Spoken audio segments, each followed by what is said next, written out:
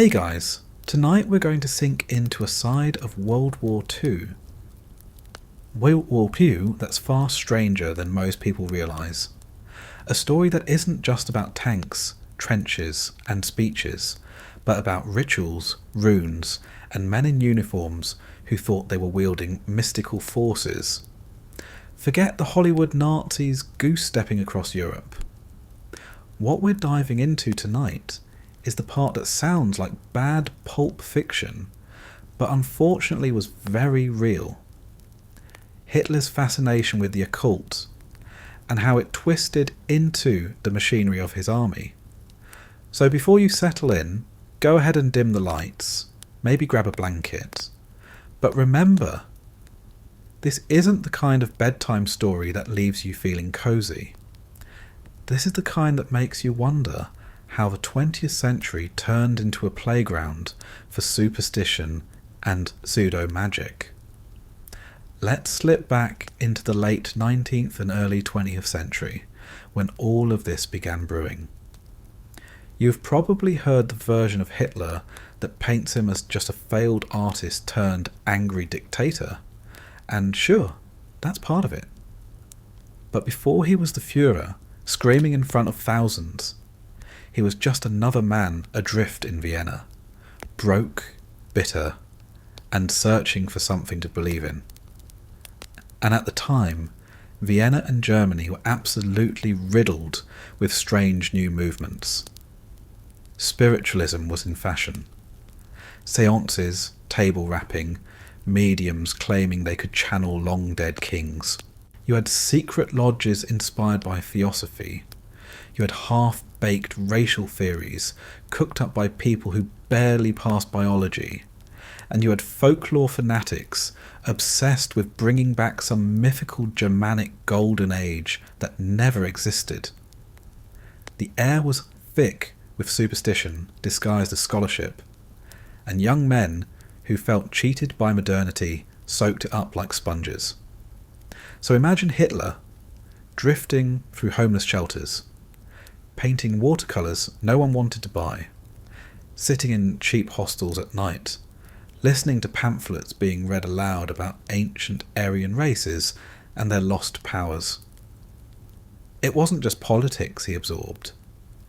It was the idea that beneath the world of machines and politics, there was a hidden current of mystical forces guiding destiny. And when you've got no job, no friends, and no real plan, hearing that you might be a chosen child of some mythical race is like a drug. It doesn't fix your hunger or your failures, but it gives you a story where you're not a nobody. Now this wasn't just Hitler. Across Germany and Austria, thousands of men were growing obsessed with pseudo-history. They looked at ancient runes carved into stones, sagas of Norse gods, and they didn't see folklore. They saw a roadmap to racial superiority. They believed that bloodlines weren't just biological, but cosmic, that Germans were descended from some primeval super race, and that history was waiting for them to reclaim their place. This was the atmosphere in which Hitler's worldview fermented. Politics and mysticism were not separate in his early circle. They were two sides of the same delusion. Fast forward to the 1920s, after the wreckage of World War I. Germany is humiliated, the economy is in shambles, veterans are limping home, and ordinary people are desperate for answers. Some turn to socialism, some to liberal democracy, but others turn to cults. Groups popped up that promised not just revenge, but a kind of rebirth. They blended nationalism with occult ritual, offering members a sense of secret knowledge. They claimed they had access to truths hidden from the masses, and that those truths could bring Germany back to greatness. Hitler, opportunistic as ever, saw this wasn't just fringe nonsense. It was a recruiting tool. Mysticism made people feel chosen, and if there was one thing he was good at, it was taking whatever people already believed and amplifying it until it served his ambition. He didn't have to invent the obsession with the occult. He just had to stand in front of it and point it toward power. But here's the thing, it wasn't just abstract. These people didn't just sit around talking about Atlantis and ancient Aryans. They held rituals, wore symbols, and whispered about prophecies. They believed they were tapping into something beyond the material world. And when the Nazi Party started forming, these ideas didn't get left behind. They came right along for the ride, stitched into the uniforms, carved into the emblems, and whispered into the ears of generals. It sounds ridiculous now, but at the time, it gave the movement a sense of mystery and inevitability. Picture one of those early meetings. The room is smoky, lit by candlelight, because electricity costs too much. And on the wall is a banner with a symbol that looks ancient, but is really just repurposed folklore. A speaker rises and starts talking about the destiny of the German people, about how they are heirs to ancient warriors who communed with the cosmos. He's not just spouting politics, he's preaching prophecy. And the men listening aren't rolling their eyes. They're leaning forward, eager, desperate to believe. This wasn't fringe entertainment. For them, this was serious. They felt like participants in a cosmic drama, and that gave them purpose. Hitler himself was not always consistent in how much of it he personally believed. Sometimes he mocked superstition in private. Sometimes he indulged it. What mattered was that he understood its power. He knew that symbols, rituals, and myths spoke to people's emotions more than speeches about economics ever could. The swastika wasn't chosen because it looked nice on a flag. It was chosen because it tapped into centuries of mystical association, giving the movement an aura of ancient legitimacy. When people marched under it, they weren't just joining a party. They felt like they were part of something timeless, even sacred. And then there was Himmler. If Hitler used mysticism as a tool, Heinrich Himmler absolutely wallowed in it. But before we get to his castle of runes and rituals, we need to understand how this obsession began spreading through the ranks. You can't just tell soldiers to die for you with nothing but nationalism. You have to make them feel chosen, ordained by something greater. That's where the occult angle comes in. By weaving in myths of destiny and cosmic struggle, the Nazis made their followers believe they weren't just fighting for territory. They were fighting in a kind of mystical war for the future of humanity. And once you convince someone of that, they'll do almost anything. Think about it. A man in the 1930s, unemployed, watching his family struggle, suddenly hears that he is not just another worker, but the descendant of a chosen race, that his blood contains power, that his service is not just political, but cosmic. It's intoxicating. It explains suffering, promises redemption, and makes obedience feel holy. That's how the obsession begins. Not with one man waving a wand, but with thousands of men desperate to believe they mattered, and leaders willing to feed them any myth that kept them marching. It's easy for us to laugh at it now. Runes on uniforms, ceremonies that look like knockoff pagan festivals, generals carrying talismans as if they were Jedi.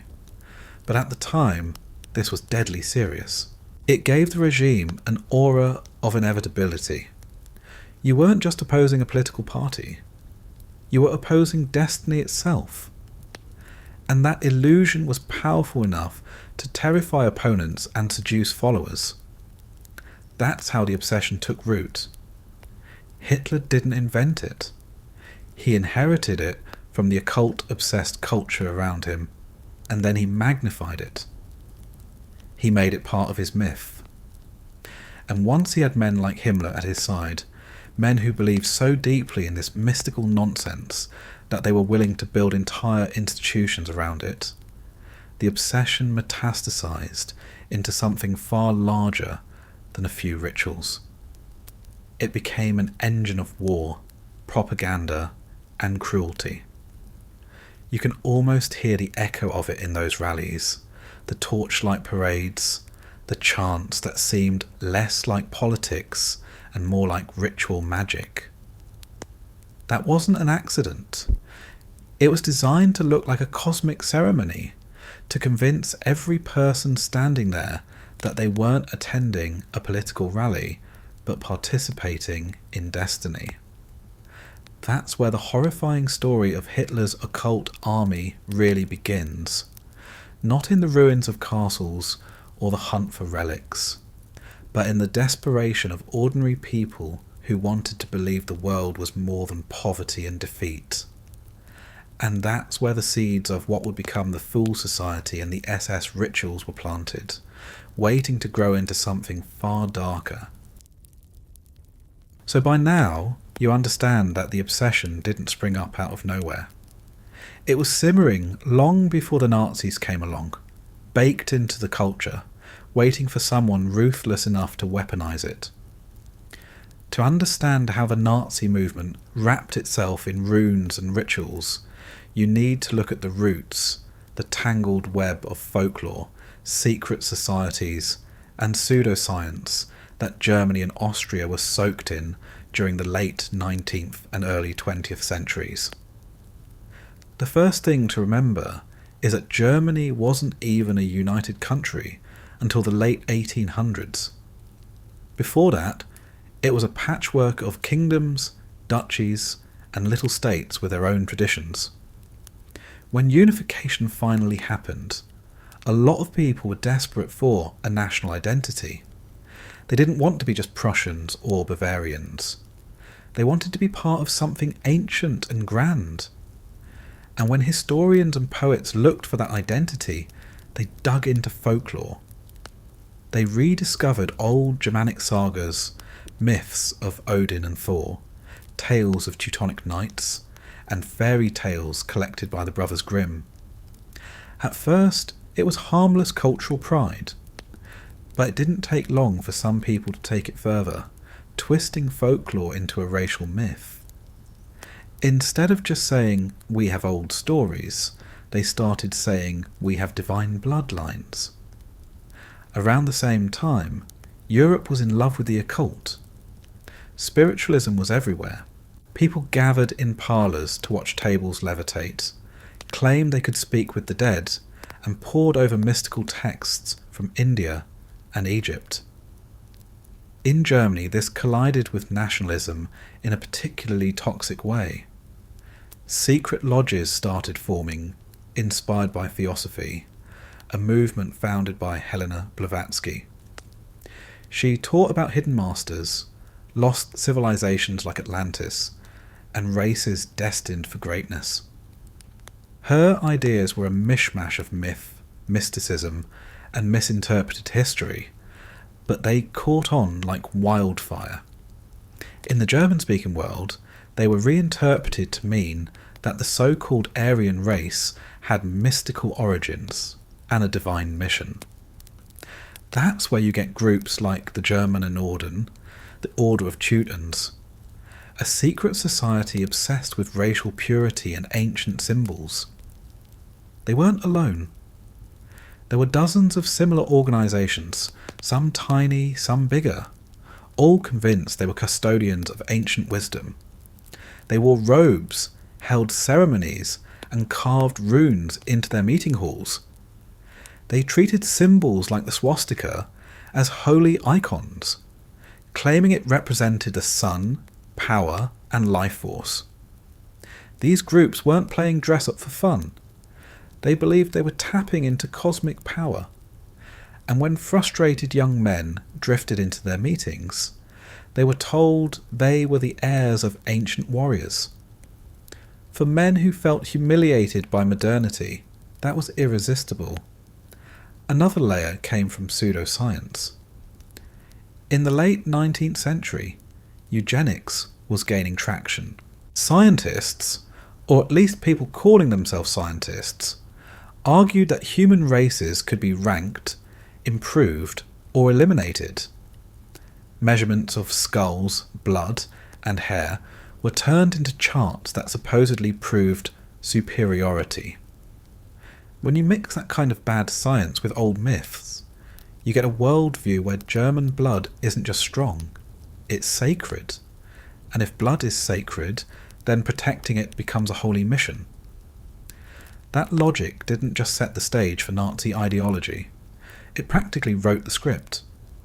Folklore scholars, racial theorists, spiritualists, and political extremists all fed into the same stew, and this stew was seasoned with fear. Fear of modernization, fear of urbanization, fear of Jews, fear of foreigners, fear of losing traditions. Every time the world changed, people who felt left behind doubled down on myth. They weren't just nostalgic.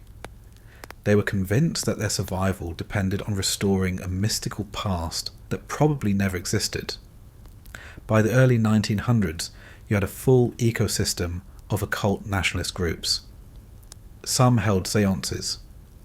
Some published journals about runes and race. Some trained militias. Some did all three, and they often overlapped, sharing members and symbols. It's no wonder that when Hitler stumbled into this world, he found it ready-made. The groundwork was already there. He didn't need to invent the myth of an Aryan super race blessed by destiny. He just had to step into it, repeat it with more charisma, and wrap it in political ambition. Think of it like soil. The soil of Germany and Austria at the time was fertilized with myth, occultism, and racial pseudoscience. Hitler was the seed that fell into that soil, and the Nazi Party was the poisonous weed that grew from it.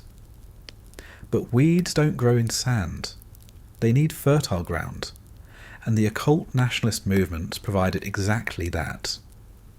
It's easy to dismiss these groups as lunatics on the fringe, but they had influence. The Thule Society, which we'll get to soon, helped bankroll early Nazi activities. Its members included wealthy aristocrats and military men. These weren't just weirdos chanting around candles. They were people with money, connections, and ambition. They saw occultism as a way to re-enchant the world, to make politics into prophecy. And when you combine prophecy with power, things get very dangerous very quickly. Another factor that fed the roots of Nazi occultism was the fascination with ancient civilizations. Archaeology was exploding in the late 19th century. Schliemann had claimed to find Troy. Egyptology was uncovering mummies and temples. Every newspaper was filled with discoveries that seemed to rewrite history. In Germany, some thinkers decided they could do the same with Germanic history. If Britain could claim ancient Rome, and France could claim Gaul, then Germany needed something just as grand. And so pseudo-archaeology flourished. Writers claimed that Atlantis was real, that it was located in the far north, and that the survivors became the Aryans. Suddenly, Germanic people weren't just proud of their folklore, they were heirs to a lost civilization of godlike beings. This is where runes come in. Scholars like Guido von List argued that runes weren't just letters, they were magical symbols with mystical power. He claimed he had mystical visions revealing their true meanings, that they carried cosmic energy. His followers believed using runes could unlock destiny. When you see SS officers wearing rune insignias decades later, you're not looking at a random design choice. You're looking at the direct inheritance of this mystical nonsense. To them, those symbols weren't decoration, they were spells. And of course, all of this was wrapped in anti-Semitism. The occult nationalist groups didn't just believe in the greatness of the Aryans. They believed that Jews were cosmic enemies. not just political rivals, not just scapegoats for economic problems, but metaphysical threats. This turned prejudice into a holy war. It wasn't enough to beat Jews politically or economically. They had to be eliminated because their very existence was seen as poison in the sacred bloodline. That's how myth becomes murder. Once you tell yourself that your enemy isn't human, but a cosmic evil, you can justify anything. When you look back at the roots, you can see how perfectly the stage was set. A country humiliated by war, searching for identity, surrounded by folklore, fascinated by archaeology, drowning in pseudoscience, and primed with occult societies whispering about destiny.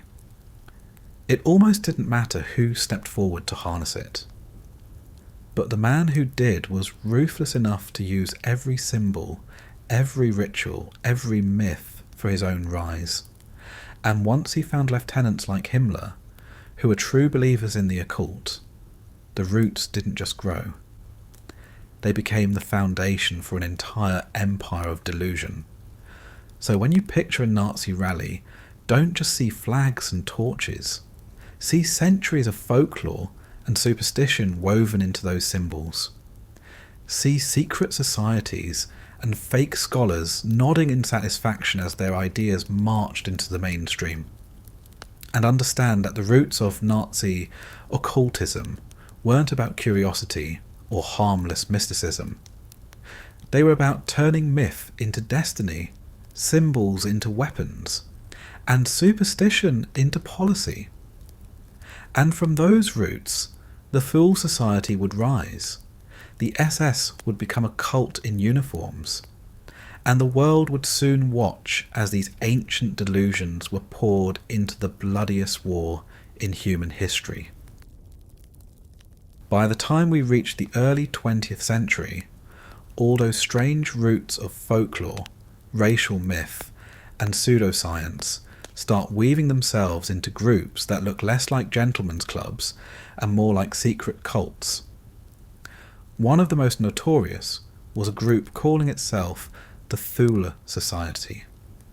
If you've ever heard conspiracy theories about Nazis, you've probably stumbled across the name, usually accompanied by wild claims about hidden masters, Atlantis, or underground civilizations. And while the reality doesn't play out like a sci-fi movie, it's still bizarre enough to make you shake your head and wonder how anyone could take this seriously. Picture Munich in 1918. The First World War has just ended, and Germany is in chaos. Soldiers are coming home defeated, hungry and bitter. The monarchy has collapsed, and revolution is in the air. Communist uprisings flare across cities. For people who already believed the nation was being undermined by shadowy enemies, this chaos feels like proof. In Munich, a circle of aristocrats, ex-soldiers and mystics gather to form a society dedicated to defending true German identity. They choose the name Thule, a mythical land said to exist at the edge of the known world. According to ancient Greek geographers and later occult writers, Thule was a northern paradise, home of the Aryans before they spread across the globe. To the society's founders, invoking Thule meant they weren't just another political club. They were guardians of a mystical homeland. Now, their meetings weren't happening in candlelit caves with chanting and drums, at least not usually. The Thule Society held gatherings in respectable hotels, with robed aristocrats sipping drinks and listening to lectures about runes, racial destiny, and folklore. They published pamphlets, funded newspapers, and recruited young men. But behind the respectable veneer, there was always the cult flavour. They used swastikas before the Nazis ever adopted them, claiming the symbol represented cosmic power. They held initiation ceremonies for members, where oaths were sworn not just politically, but spiritually, as if joining Thule meant becoming part of a sacred mission. One of the main figures behind it was Rudolf von Sebottendorf, a man who seemed like he had stepped straight out of a pulpy adventure novel. He claimed to have travelled in Turkey, studied with secret dervish orders, and mastered astrology and Freemasonry. Whether any of that was true hardly mattered. What counted was that he spoke with the conviction of someone who believed himself chosen. When he lectured about runes and racial destiny, he wasn't just offering theories. He was promising revelation. And for a room full of desperate men humiliated by defeat, that was intoxicating. The Thule Society quickly became more than a discussion group. They armed members, trained militias, and plotted against communists and Jews. They weren't just dabbling in occultism, they were blending it directly with violent politics. And in 1919, when the short-lived Bavarian Soviet Republic was declared in Munich, the Thule Society positioned itself as a counter-revolutionary force. They helped form the paramilitary groups that fought to suppress the uprising, and several members were even executed when the communists uncovered them. That gave them martyrs, blood to consecrate their cause. It turned their mysticism into action, blending superstition with street violence. Among the groups that spun off from Thule was the German Workers' Party, a small fringe organisation trying to mix nationalism with socialism. It started with a handful of members, barely a blip in Munich's chaotic politics. But in 1919, one of the army's informants, a failed artist named Adolf Hitler, was sent to attend one of their meetings. He liked what he heard. Soon, he wasn't just listening. He was speaking, drawing crowds with his fiery rhetoric. The German Workers' Party would soon rename itself the National Socialist German Workers' Party, or Nazi Party. And while the Thule Society never directly controlled Hitler, its influence was baked into the DNA of the movement. It's tempting to think of Thule as a strange little footnote, but its fingerprints are everywhere. The obsession with runes? Straight from Guido von List and the occultists Thule adored. The swastika? A Thule emblem before it was on Nazi flags. The idea of a mystical Aryan homeland? That was their founding myth. Even the culture of initiation, oath-swearing, and symbolic ritual that later became so prominent in the SS had echoes of Thule's lodge-like ceremonies. What Thule provided was not just ideas, but atmosphere. They made politics feel like destiny, and destiny feel like ritual. It's important to stress that not every Nazi was a card-carrying occultist.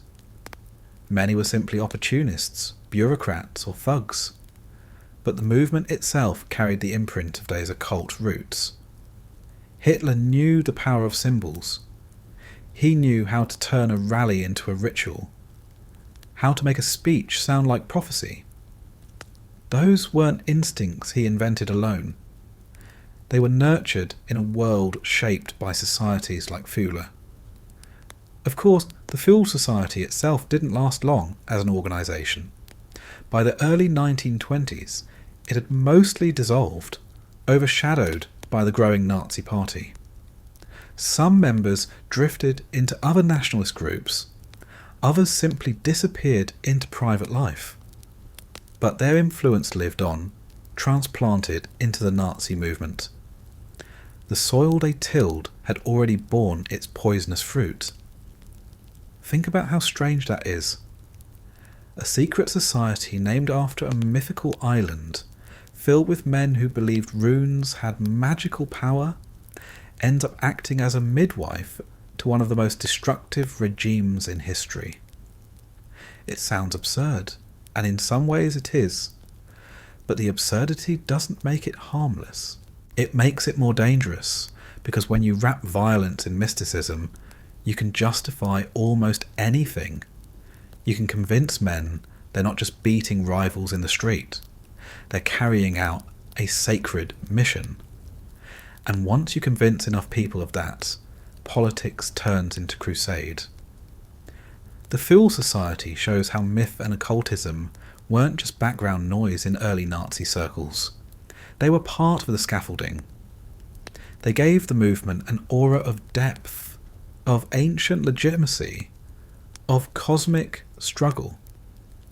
When a young man walked into a Thule meeting, he didn't feel like he was joining a club. He felt like he was joining a brotherhood tied to forces beyond history. And when Hitler learned to harness that feeling, the whole world would pay the price. By the time the Thule Society itself faded, its ideas had already spread like spores.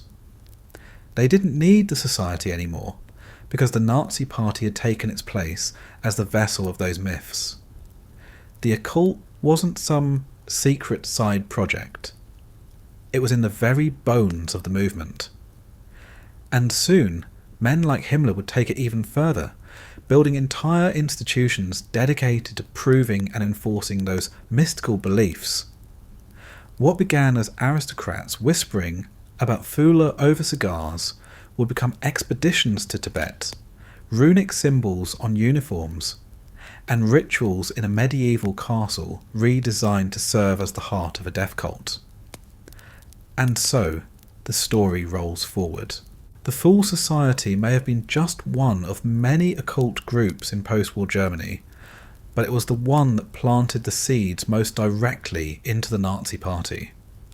Without it, Hitler might still have found his path, but it wouldn't have been lined with swastikas, runes, and myths of an Aryan paradise. With Thule, the path became unmistakable. And once Himmler got his hands on these symbols and myths, he would twist them into something even darker. By now, you've seen how the occult ideas slithered their way into the early Nazi movement through groups like the Thule Society. But what really gave their politics its strange, almost supernatural flavour was the way they used symbols. For most people, a symbol is just a mark on paper, a flag, or a logo. But to the Nazis, and especially to the occultists who fertilized their worldview, symbols were more than decoration. They were spells. They were supposed to carry actual power. And if you think that sounds ridiculous, remember that thousands of men marched into battle under those symbols, convinced that wearing them made them invincible. It all started with runes. To normal historians, runes were just alphabets used by early Germanic peoples. They carved them on stones, swords, and charms. Interesting, sure, but nothing magical. Enter Guido von List, an Austrian occultist who decided the runes weren't just letters. In his imagination, they were magical keys to cosmic forces. He claimed that he could decipher hidden meanings in runes, that each shape wasn't just a letter, but a vibration of energy. He insisted the ancients had used them as symbols of mystical truths, and by reviving them, modern Germans could unlock their racial destiny. List's followers treated his writings like scripture. They believed carving runes or wearing them could channel power. They blended it with racial theory, claiming that Aryans had secret knowledge encoded in these symbols, and that other races could never understand them. When this trickled into Nazi ideology, it meant the symbols on your uniform weren't just identifiers. They were talismans of supremacy. Take the double lightning bolt symbol of the SS. To an outsider, it looks like stylized letters, but it was based on the Sig rune, supposedly representing victory and the sun's power. To Heinrich Himmler, the head of the SS, this wasn't just a cool design. It was a sacred emblem, a rune that linked his organisation to mystical forces. When his officers wore it, They weren't just members of a police force. They were knights of a new cult, branded with a symbol that tied them to destiny. And the swastika, of course, is the most infamous. Long before the Nazis, it had been a symbol in many cultures. In India, in ancient Europe, even in Native American traditions. It represented the sun, life, good fortune. But when the Thule Society adopted it, and then Hitler plastered it across his movement, it became a weaponized emblem.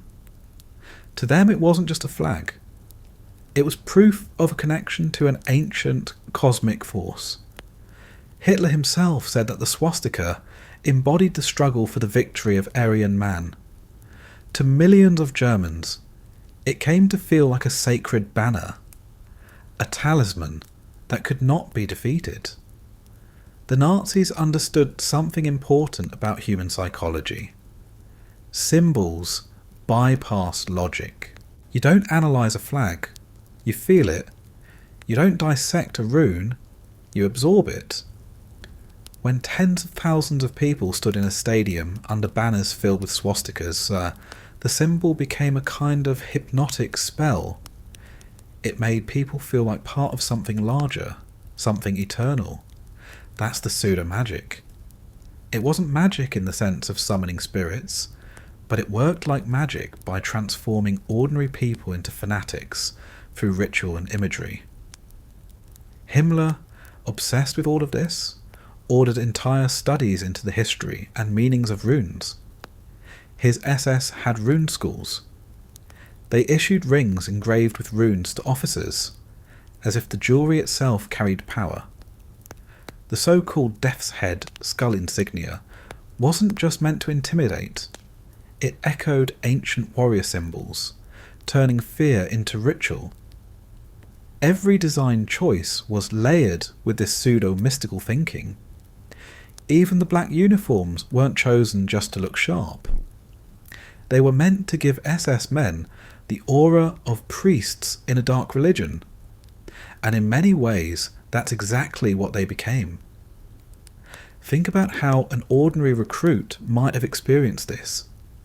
You're a young German, maybe 19, joining the SS because you've been told it's an honour. You're handed a uniform that feels heavier than clothing. It's covered in symbols whose meanings you don't fully understand, but the officers whisper that they're ancient, powerful, tied to your bloodline. You're given a dagger inscribed with a rune, and told it's not just a weapon but a sacred object. You stand in formation under a banner marked with the swastika, and the commander tells you you're not just serving the Reich, you're serving destiny. That kind of indoctrination sinks deeper than politics. It feels like religion. This is where the line between pseudo-magic and propaganda blurs. The leadership may or may not have truly believed in mystical powers, but they absolutely knew that acting as if they did created loyalty. A symbol becomes powerful not because it holds cosmic energy, but because millions of people believe it does. The Nazis turned their entire movement into a kind of living spell, where every gesture, every salute, every rune, every banner reinforced the sense of belonging to something eternal. That's how ordinary men ended up willing to commit atrocities while thinking they were part of a sacred mission. And the obsession didn't stop at uniforms or flags. Himmler went so far as to redesign ceremonies around these symbols. Weddings of SS officers included rune rituals. Funerals were conducted like pagan rites, with runes carved into memorials. Every occasion became another chance to charge the symbols with more meaning, to bind men tighter to the cult of the SS. You couldn't just live as a soldier. You had to live as a priest of a twisted religion, every part of your life stamped with runes and swastikas. What makes it more chilling is how this pseudo-magic was backed up by institutions. The Anererbe, the SS's research branch sent scholars to prove that runes had mystical origins, that the swastika was a racial birthright, that Germanic myths were historical fact. They twisted archaeology and history into propaganda, feeding back into the myth that the symbols on their uniforms weren't invented in the 1920s, but had roots stretching back thousands of years. It was nonsense, of course, but when nonsense is repeated in books, lectures, and ceremonies, it becomes truth to the people inside the system. And this wasn't confined to the SS. The entire Nazi aesthetic was saturated with this symbolic pseudo-magic. The eagle clutching the swastika, the carefully choreographed parades, the torchlight processions. These weren't practical choices. They were staged rituals designed to invoke awe. When Hitler raised his arm and thousands mirrored him, it was less about signalling support and more about creating a mass spell of unity. For the people inside those rallies, it wasn't politics. It was transcendence. They felt swept into a tide larger than themselves. And that's what made it so dangerous. It's tempting to roll your eyes at all of this. Runes as spells, uniforms as talismans, parades as rituals. But remember, this pseudo-magic worked. It built one of the most loyal and terrifying armies in history. It convinced educated men to suspend disbelief and treat symbols as sacred. And when symbols become sacred, people stop questioning the actions they're tied to. If your rune represents destiny, then every order given under that rune feels righteous. That's how pseudo-magic becomes murder. And of course, the obsession with symbols also fed into the Nazi hunt for relics and mystical objects. If you believe runes carry power, it's not a stretch to believe the Holy Grail or the Spear of Destiny might be real, and that possessing them could tip the scales of war. That's why Himmler's men scoured Europe for ancient artifacts, convinced they could harness their power. It sounds like something out of Indiana Jones, but it was driven by the same pseudo-magic that made them engrave runes on daggers. To them, the line between symbol and reality was blurry. A symbol wasn't just a representation. It was a key to power. Imagine standing in Himmler's Wewelsburg Castle, redesigned as a kind of SS temple. In the central hall, 12 seats arranged like a dark round table, runes carved into the floor, banners draped with swastikas and lightning bolts. Officers gather there not just to plan strategy, but to conduct ceremonies. They chant oaths, light fires, and treat their organisation as the reincarnation of an ancient order. They weren't pretending. They were living inside a fantasy stitched together from symbols and pseudoscience. And the terrifying thing is that while they played dress-up as mystic knights, they commanded armies that burned cities and exterminated millions.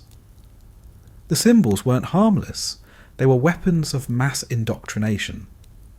That's the power of pseudo-magic. It doesn't matter if the runes actually channel energy, or if the swastika really ties you to the sun. What matters is that the people wearing them believed they did, or at least acted as if they did. And that belief, combined with guns, tanks, and ruthless ambition, became one of the deadliest combinations in history. By now you can see how the runes and symbols weren't just background decoration. They were the scaffolding of the entire Nazi cult. Without them, the rallies would have been political speeches. With them, they became rituals. Without them, the SS would have been just another military unit. With them, it became a death cult. And once Himmler and his scholars convinced themselves that these symbols weren't just designs, but keys to cosmic truth, they started building an entire world around them. That world would take shape in stone and steel, in the form of a medieval castle reimagined as the heart of a new, mystical empire. If Hitler was the showman, the frontman screaming from the stage, Heinrich Himmler was the quiet mystic in the back room trying to write the spellbook. He didn't just flirt with occultism. He married it, honeymooned with it, and then tried to build an empire around it. To most people, he looks like the least threatening figure of the Nazi elite. Small, bespectacled, soft-spoken. He didn't look like a warrior. He looked like an accountant. But that's exactly what made him terrifying. Because behind those glasses was a man who believed he was constructing not just a military order, but a priesthood, a spiritual brotherhood bound by rituals, runes, and blood. Himmler was obsessed with the idea of ancestry. He devoured books on Germanic history, folklore, and pseudo-archaeology. He wasn't satisfied with just leading the SS as a security force. He wanted it to be the rebirth of the ancient Germanic knightly orders, the reincarnation of a pagan priesthood. He imagined his officers not as soldiers, but as holy warriors. And if you think that sounds like a fantasy novel gone wrong, you're right, except in this fantasy, the knights carried machine guns and ran concentration camps. One of Himmler's biggest obsessions was genealogy. He ordered SS members to prove their ancestry going back generations, sometimes as far as 1750, to ensure they were racially pure. This wasn't just about paperwork. For Himmler, bloodlines weren't bureaucratic details. They were sacred records. He believed that German blood carried mystical power, that every SS man was a vessel of ancient Aryan essence.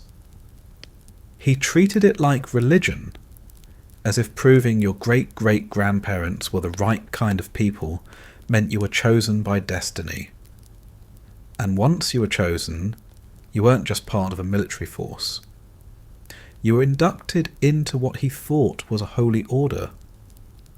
Himmler's fascination didn't stop at genealogy. He poured resources into studying old pagan practices. He believed witches were not villains, but keepers of ancient wisdom suppressed by the Christian Church. He had researchers dig into medieval witch trials, convinced that many of those accused had been wise Aryan women guarding lost secrets. In his mind, the persecution of witches was part of a grand conspiracy by Christianity to suppress the true Germanic spirit. So, while the SS was out there committing atrocities, Himmler was simultaneously fantasizing about resurrecting a pre-Christian pagan world. He built his mythology into the very fabric of the SS. Every officer swore oaths that sounded less like military pledges and more like sacred vows. The black uniforms, the rune-covered rings, the death's head insignias. These weren't decoration. To Himmler, they were ritual tools. Sacred garments marking his men as members of a new priesthood. He staged ceremonies that blended military discipline with mystical theatre. Weddings of SS officers became quasi-pagan rituals overseen by SS priests. Funerals were stripped of Christian elements and replaced with rune-marked rites of passage. For Himmler, the SS wasn't just fighting a war. It was reviving an ancient faith. A faith of blood, soil, and destiny. And then there was his temple. Himmler chose Wewelsburg Castle, an old structure in Westphalia, and set about transforming it into the spiritual centre of the SS. To outsiders, it looked like a medieval fortress being renovated, but inside, Himmler was redesigning it as a cult headquarters. He envisioned a great hall with 12 seats, echoing Arthurian legends but twisted into his own dark round table of SS lords. On the floor, an inlaid symbol now called the Black Sun, a rune wheel that became one of the central mystical icons of the SS. It wasn't enough for Himmler to run a security force. He wanted a literal temple, a place where his officers could gather as if they were priests of an ancient religion he was trying to resurrect. You might be wondering if the other Nazi leaders bought into this. The answer is complicated. Many rolled their eyes at Himmler's obsessions, mocking him behind his back. Hitler himself sometimes dismissed occultism as nonsense, at least in private. But Himmler had power, and he was deadly serious. Whether or not the others believed, his officers acted as if they did, because the rituals, the symbols, and the castle weren't optional. They were part of the SS identity. And once you're inside a cult, pretending can quickly turn into believing. What makes Himmler especially terrifying is how he combined mysticism with bureaucracy. He wasn't a wild-eyed prophet ranting in the streets. He was methodical, organised, obsessed with records and archives. He built the SS like a corporation of death, with departments for everything from archaeology to witchcraft studies. His mysticism wasn't chaotic. It was systematised, filed, and enforced with the precision of an accountant. He turned fantasy into policy, making pseudo-science and myth part of the machinery of the state. He even dabbled in astrology, consulting horoscopes for military decisions, as if the stars were on his payroll. He encouraged divination and had staff who studied Nostradamus, twisting his vague prophecies into Nazi propaganda. Imagine fighting a world war with tanks, planes and rockets, but also trying to schedule operations around what some astrologers said Saturn was doing. That was Himmler's SS, a mix of terrifying modern machinery and medieval superstition. And it didn't stop at horoscopes. Himmler poured resources into the Anererbe, the SS research institute that sent expeditions around the world to find proof of Aryan superiority. They dug up ancient graves, measured skulls, and searched for relics, convinced that somewhere out there lay tangible proof of their myths. When they went to Tibet, it wasn't tourism. It was Himmler's vision of tracing Aryans to a lost homeland. When they hunted for the Holy Grail, it wasn't fantasy. It was policy. Because Himmler believed these objects could grant real power to the Reich. What makes this more disturbing is that while Himmler was indulging in fantasies about ancient runes and mystical relics, he was also overseeing the Holocaust. The man who thought witches were Aryan priestesses was the same man organising mass murder. The contradiction is staggering. On one hand, he's imagining himself a high priest of a revived Germanic religion. On the other, he's signing off on the extermination of millions. It shows just how dangerous it is when superstition and bureaucracy mix. Himmler didn't separate his mystical obsessions from his practical duties. He fused them, believing genocide was part of his sacred mission. It's easy to see Himmler as absurd, a little man playing dress-up as a mystic knight. But the absurdity is exactly what makes him chilling. He wasn't just a bureaucrat, and he wasn't just a fantasist. He was both at the same time. And when someone with that combination has real power, the results are catastrophic. He didn't need everyone to share his beliefs. He only needed enough to obey. And in the SS, obedience was non-negotiable. Think of how this looked to a young recruit. You're brought to Wewelsburg, sworn in under torches, told you are joining a sacred brotherhood. You're given a ring engraved with runes, told it will be returned to the castle if you die, to become part of the eternal soul of the Order. You're not just fighting for Germany, you're fighting for an ancient cosmic destiny. Your blood, your ancestry, your very existence is framed as sacred. That kind of indoctrination sinks deeper than politics. It rewires you. It makes you part of a death cult dressed in military uniforms. Himmler believed he was a mystic architect, reshaping the world according to ancient patterns only he could see. And while his colleagues sometimes laughed at him, they still allowed him to pursue it, because his cultic vision gave the SS its identity. Without Himmler's mysticism, the SS would have been a police force. With it, it became a quasi-religious order that committed atrocities with a sense of cosmic mission. And once Wewelsburg was remade into his temple, it was clear he wasn't satisfied with mere military power. He wanted to rewrite reality itself, with runes carved into stone and rituals echoing through the halls.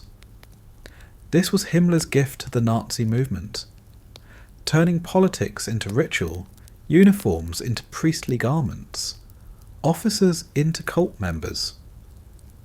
He was the mystic accountant who made fantasy operational, who turned pseudo-science into bureaucracy, and who believed that by reviving a mythical Germanic past, he could secure the Reich's eternal future.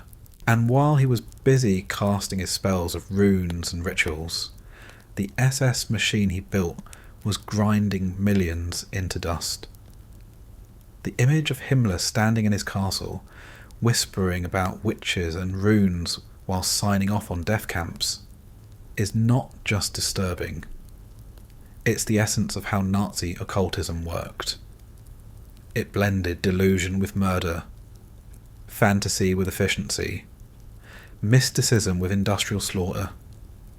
And as his castle became the heart of this strange religion, the obsession with symbols and rituals would only grow stronger, spreading from initiation ceremonies into every corner of the SS, until the line between soldier and cultist no longer existed. So imagine you're an SS officer in the late 1930s, summoned not to a military base or government office, but to a castle. It isn't just any castle either. It's Wewelsburg, a fortress sitting on a hill in Westphalia, its grey walls looming over the countryside. To most locals, it's just an old structure, a relic of medieval Germany, the kind of place you'd expect to find tourists, or maybe a caretaker with a broom. But when Himmler looked at Wewelsburg, he didn't see ruins. He saw a temple. He saw the future headquarters of his mystical order. He saw the Vatican of the SS. He poured money into the place, ordering renovations that turned it into something out of a twisted fantasy novel. Architects and SS workers reshaped the halls, reinforced towers, and added rooms designed not for comfort, but for ritual. To Himmler, this wasn't a castle. It was a ceremonial heart for his new religion, a place where the SS could gather like knights of an ancient order. It was supposed to be the physical embodiment of everything he believed about ancestry, blood, and destiny. At the centre of Wewelsburg was a hall that still draws visitors today, though most don't linger too long in it. It's a circular chamber, stone walls rising up, and in the floor is a dark pattern that's become infamous. 12 radial sig runes arranged in a circle, what later came to be called the Black Sun. To Himmler, this wasn't just decoration, it was a mystical symbol, a kind of rune wheel he believed linked his SS order to ancient forces. When his officers stood in that room, he wanted them to feel they were standing at the centre of the universe, the axis of a new age. And above it, in the tower, was another circular chamber, with 12 niches along the wall. Himmler envisioned 12 of his closest lieutenants sitting there, a kind of round table of SS knights, each representing a pillar of his new order. It was Arthurian legend repurposed for fascism, with Himmler casting himself as a dark Merlin guiding his chosen knights. They weren't talking about quests for Holy Grails. They were planning genocide. But the setting made it feel like prophecy instead of bureaucracy. Think about the psychological effect of this. You're an SS man, raised in an environment where runes, symbols and ancestry are drilled into you as sacred. Now you're standing in a candlelit hall, surrounded by banners, the swastika and lightning bolts glowing in the flickering light.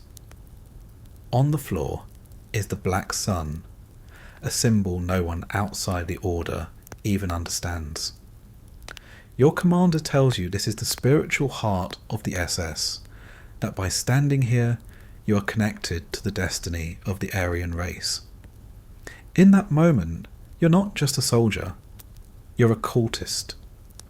You've been initiated into a religion of blood and soil, and the castle is your cathedral. Himmler wanted more than ceremonies. He wanted Wewelsburg to become a true headquarters of occult power. He had plans to expand the castle massively, turning it into a sprawling complex that would serve as a training ground, a library of Aryan wisdom, and a temple for SS rituals. In his grand vision, it would even house a mystical mausoleum for fallen SS officers, their ashes stored like relics so their spirits could continue to guard the order. He wanted the castle to be eternal, a place where death and destiny fused, where the SS could worship itself as the chosen brotherhood of history. Of course, war got in the way. Most of the grand expansions never happened. Resources were needed for tanks, guns and planes, not for rune-covered temples. But the parts that were completed were enough to show what Himmler had in mind. Wewelsburg wasn't a military base. It was a cult centre, a place to turn men into zealots by making them feel part of something older and greater than themselves. The Black Sun itself became one of the most enduring pieces of Nazi occult symbolism. To outsiders, it looked like a strange mosaic. To the SS, it was a symbol of hidden power, a kind of mystical sun radiating energy into the order. Its 12 arms echoed the 12 knights Himmler envisioned, but it also carried echoes of ancient sun worship, of cycles and eternity. No one ever wrote down exactly what it was supposed to mean, and maybe that was the point. Its mystery gave it power. A symbol doesn't need a precise definition to work. It only needs to feel sacred. And for SS officers standing over it, it did. Himmler took all of this dead seriously. He held ceremonies at the castle, swore in new officers there, and treated the site as if it were holy ground. Rings given to SS officers, engraved with runes, were to be returned to Wewelsburg if the officer died, kept there as part of the eternal soul of the order. Imagine that. A ring treated like a relic, locked away in a castle temple, as if the jewellery itself carried the spirit of the dead. It was a macabre parody of sainthood, turning mass murderers into martyrs of a twisted faith. To make it even more unsettling, Himmler filled the castle with archives and research. The Anererbe, his institute for studying Aryan history, used it as a base. They gathered books, artifacts, and documents, convinced they were reconstructing the lost wisdom of the ancient Germanic world.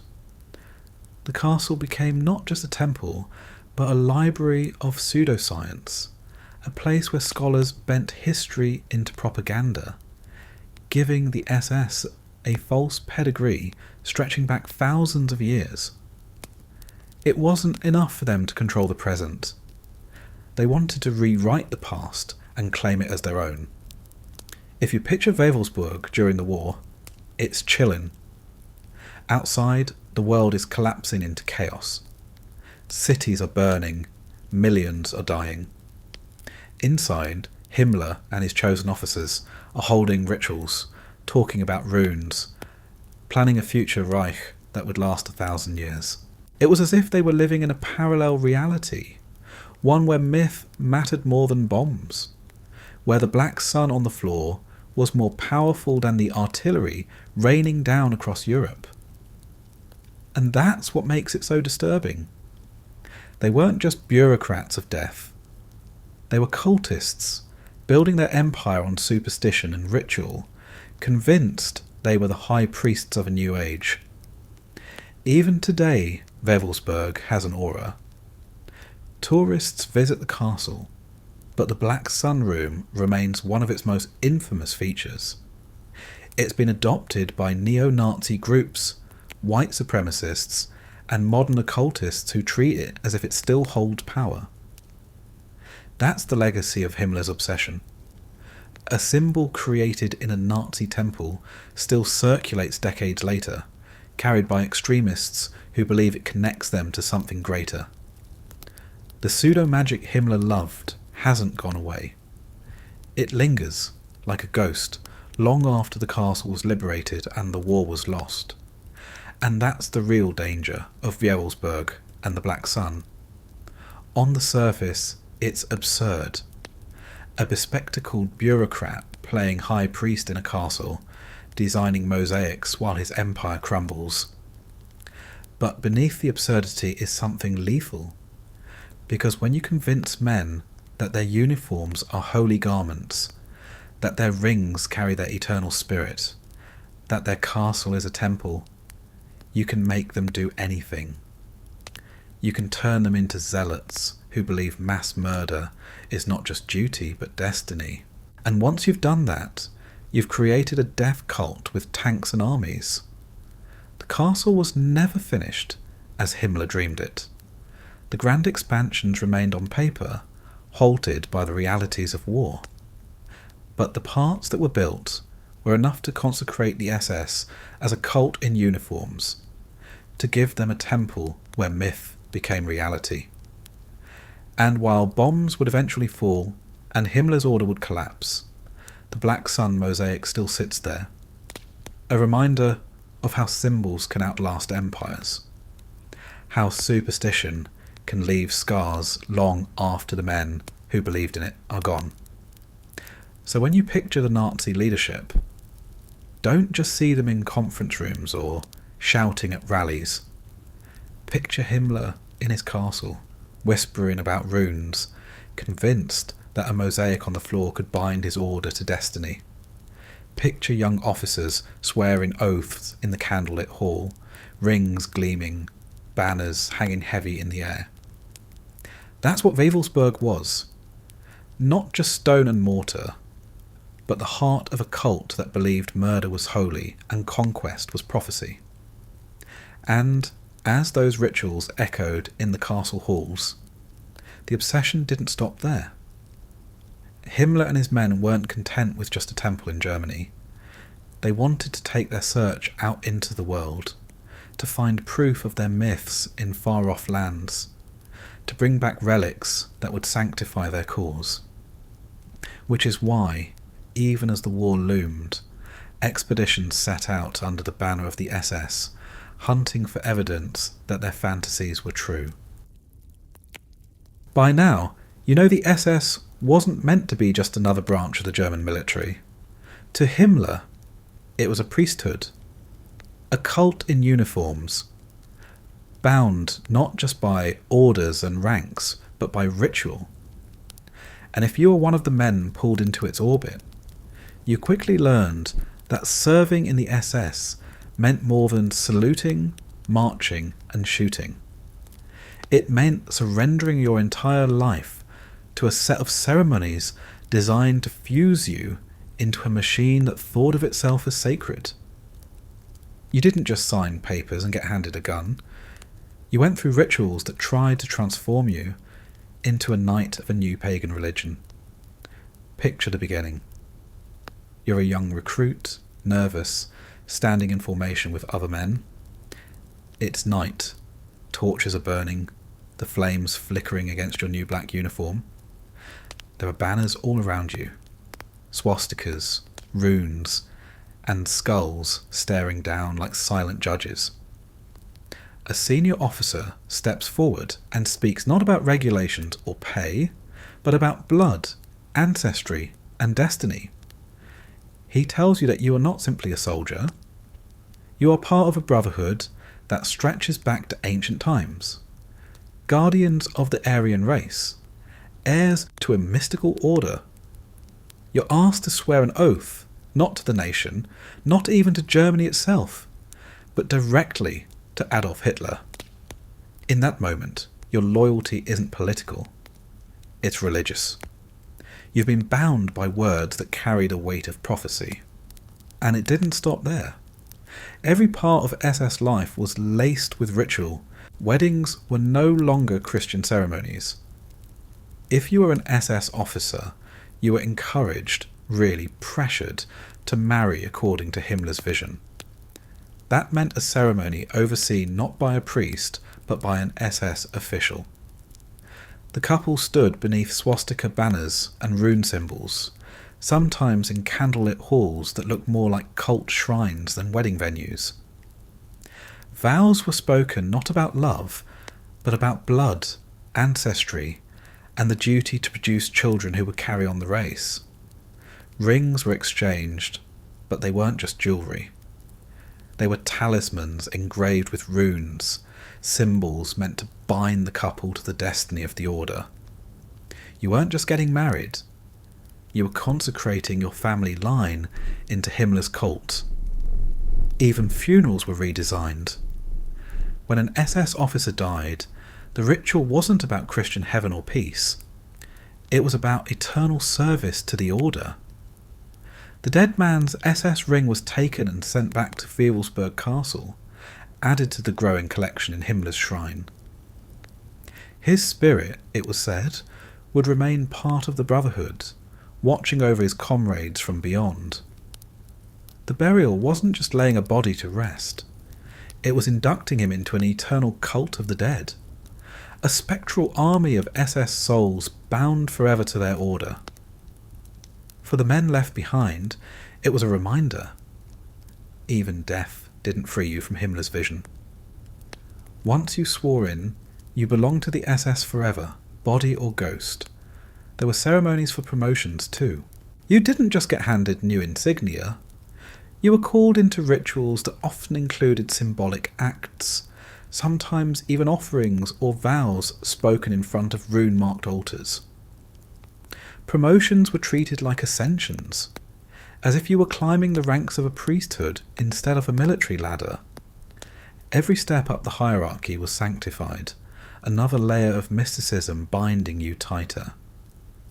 One of the most notorious rituals involved the SS honour dagger.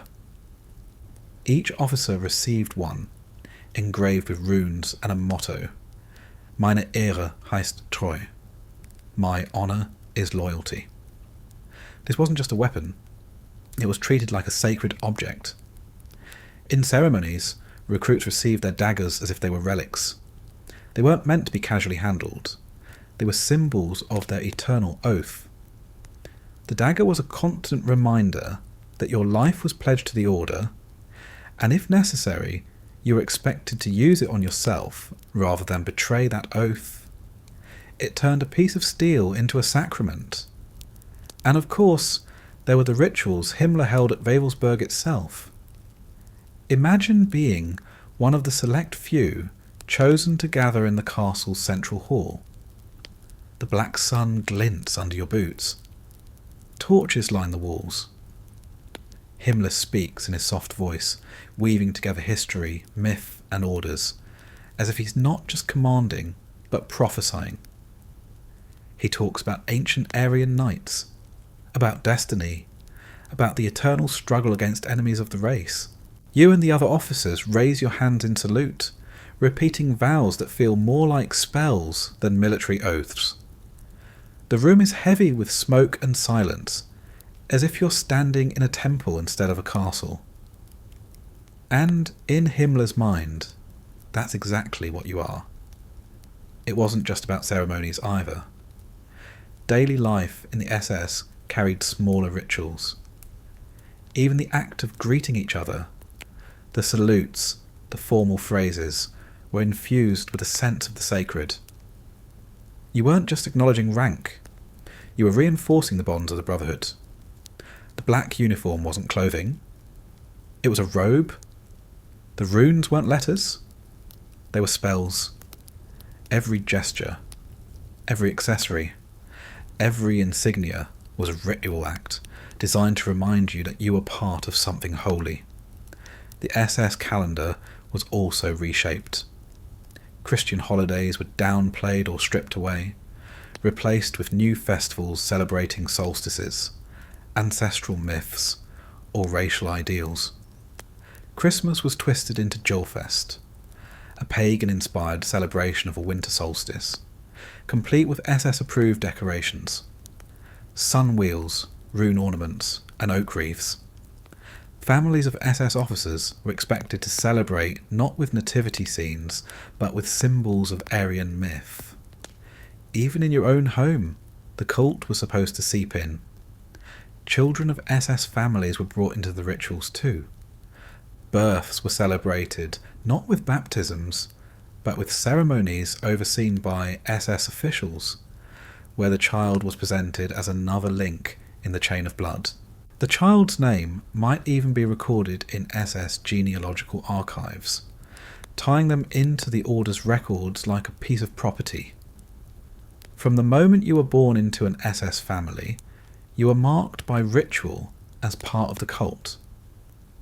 To Himmler, all of this was essential. He didn't want a military force that obeyed orders out of fear or patriotism. He wanted a spiritual order that obeyed because it believed it was chosen. Ritual was how you made that belief stick. You could order men to kill, but if you made them believe their killing was part of a sacred mission, they would do it without hesitation. That's the terrifying logic behind the SS rituals. They weren't just pageantry, they were psychological weapons, binding men to the cause at a level deeper than politics. It's hard to know how many SS men truly believed in the mysticism. Some probably rolled their eyes in private. Others may have seen it as theatre, something you went through because it was expected. But when you live inside ritual, day after day, it changes you. Even if you don't believe, you start to act as if you do. And once you act the part long enough, belief seeps in. That's how cults work. You don't need everyone to be a fanatic. You only need the rituals to become habit. Habit becomes identity. And once your identity is bound to a cult, you stop questioning.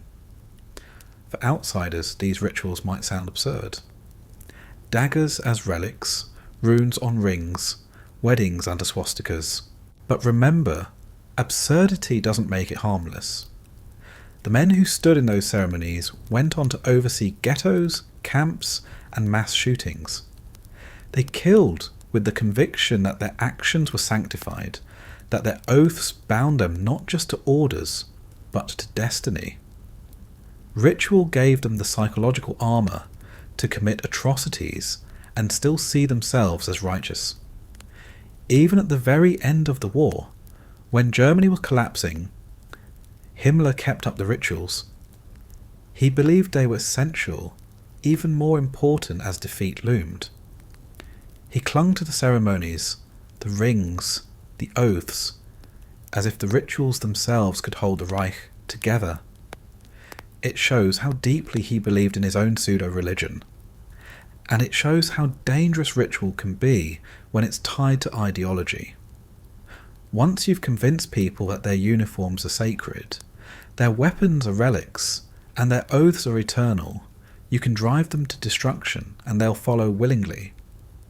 And this obsession with ritual didn't stay confined within the walls of Wewelsburg or the lives of SS officers.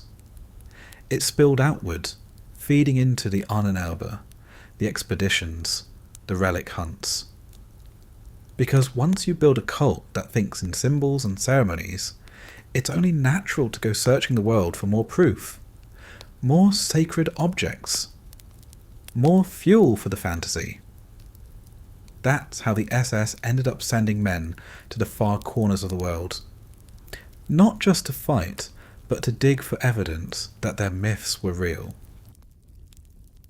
By now you've stood in the torchlight, you've been handed your dagger, you've sworn your oaths over rune-marked banners.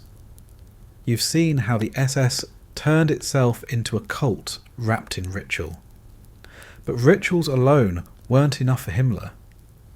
He didn't just want to feel that his order was ancient and sacred. He wanted proof.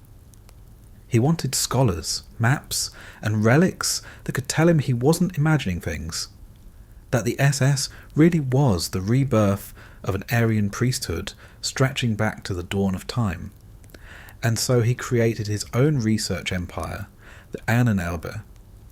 The word itself is a mouthful, short for Deutsche Anererbe, which roughly translates to ancestral heritage. On paper, it sounded like an institute for studying history and culture. Something academic, respectable. The sort of thing that might publish papers and hold lectures. But in practice, it was a state-funded machine for pseudoscience. An organisation dedicated to twisting archaeology, history, and anthropology until they fit Himmler's fantasies.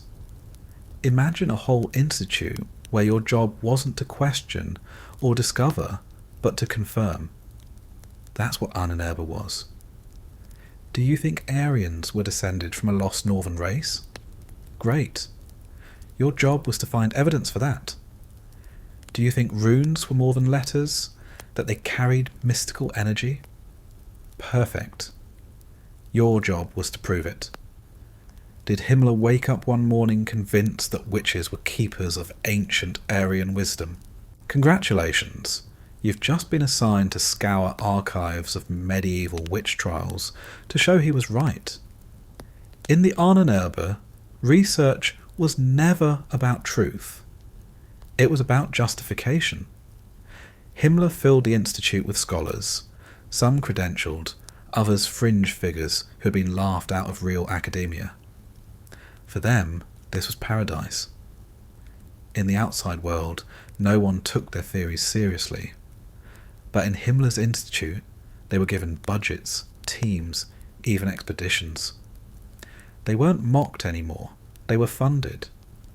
It didn't matter if their ideas were nonsense.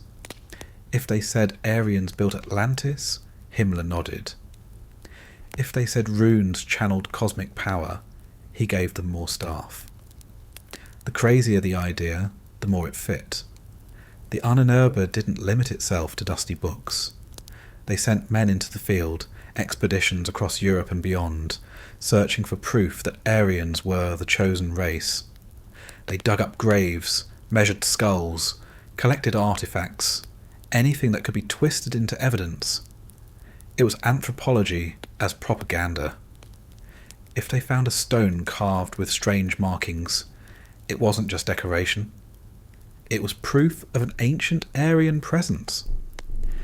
If they found tall skeletons, it was a sign of racial superiority.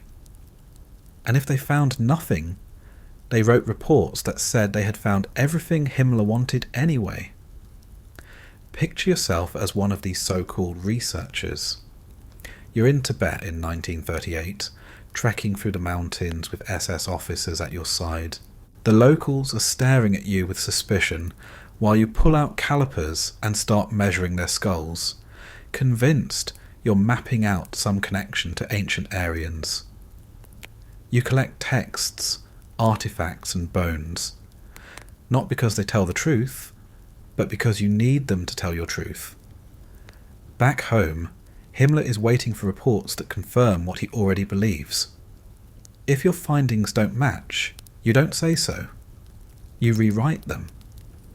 That was life inside the Anererbe. The Institute had departments that sound almost satirical. They had a section devoted to runic studies, as if letters could unlock cosmic secrets. They had a section on folk traditions, combing through songs and stories for traces of ancient Aryan wisdom. They had a section dedicated to witchcraft, treating medieval trial records as if they were coded messages about suppressed knowledge. They even dipped into medicine, sponsoring experiments that were less research and more horror. Prisoners in camps became test subjects, subjected to freezing experiments, chemical trials, and surgical mutilations under the banner of science. In the Anererbe, the line between pseudo-science and sadism vanished. What made it worse was the veneer of respectability. Anererbe scholars wore suits, wrote reports, and presented themselves as academics. To the outside world, it looked like Germany was investing in cultural research. In reality, it was an engine of myth-making, turning fantasy into fact by decree.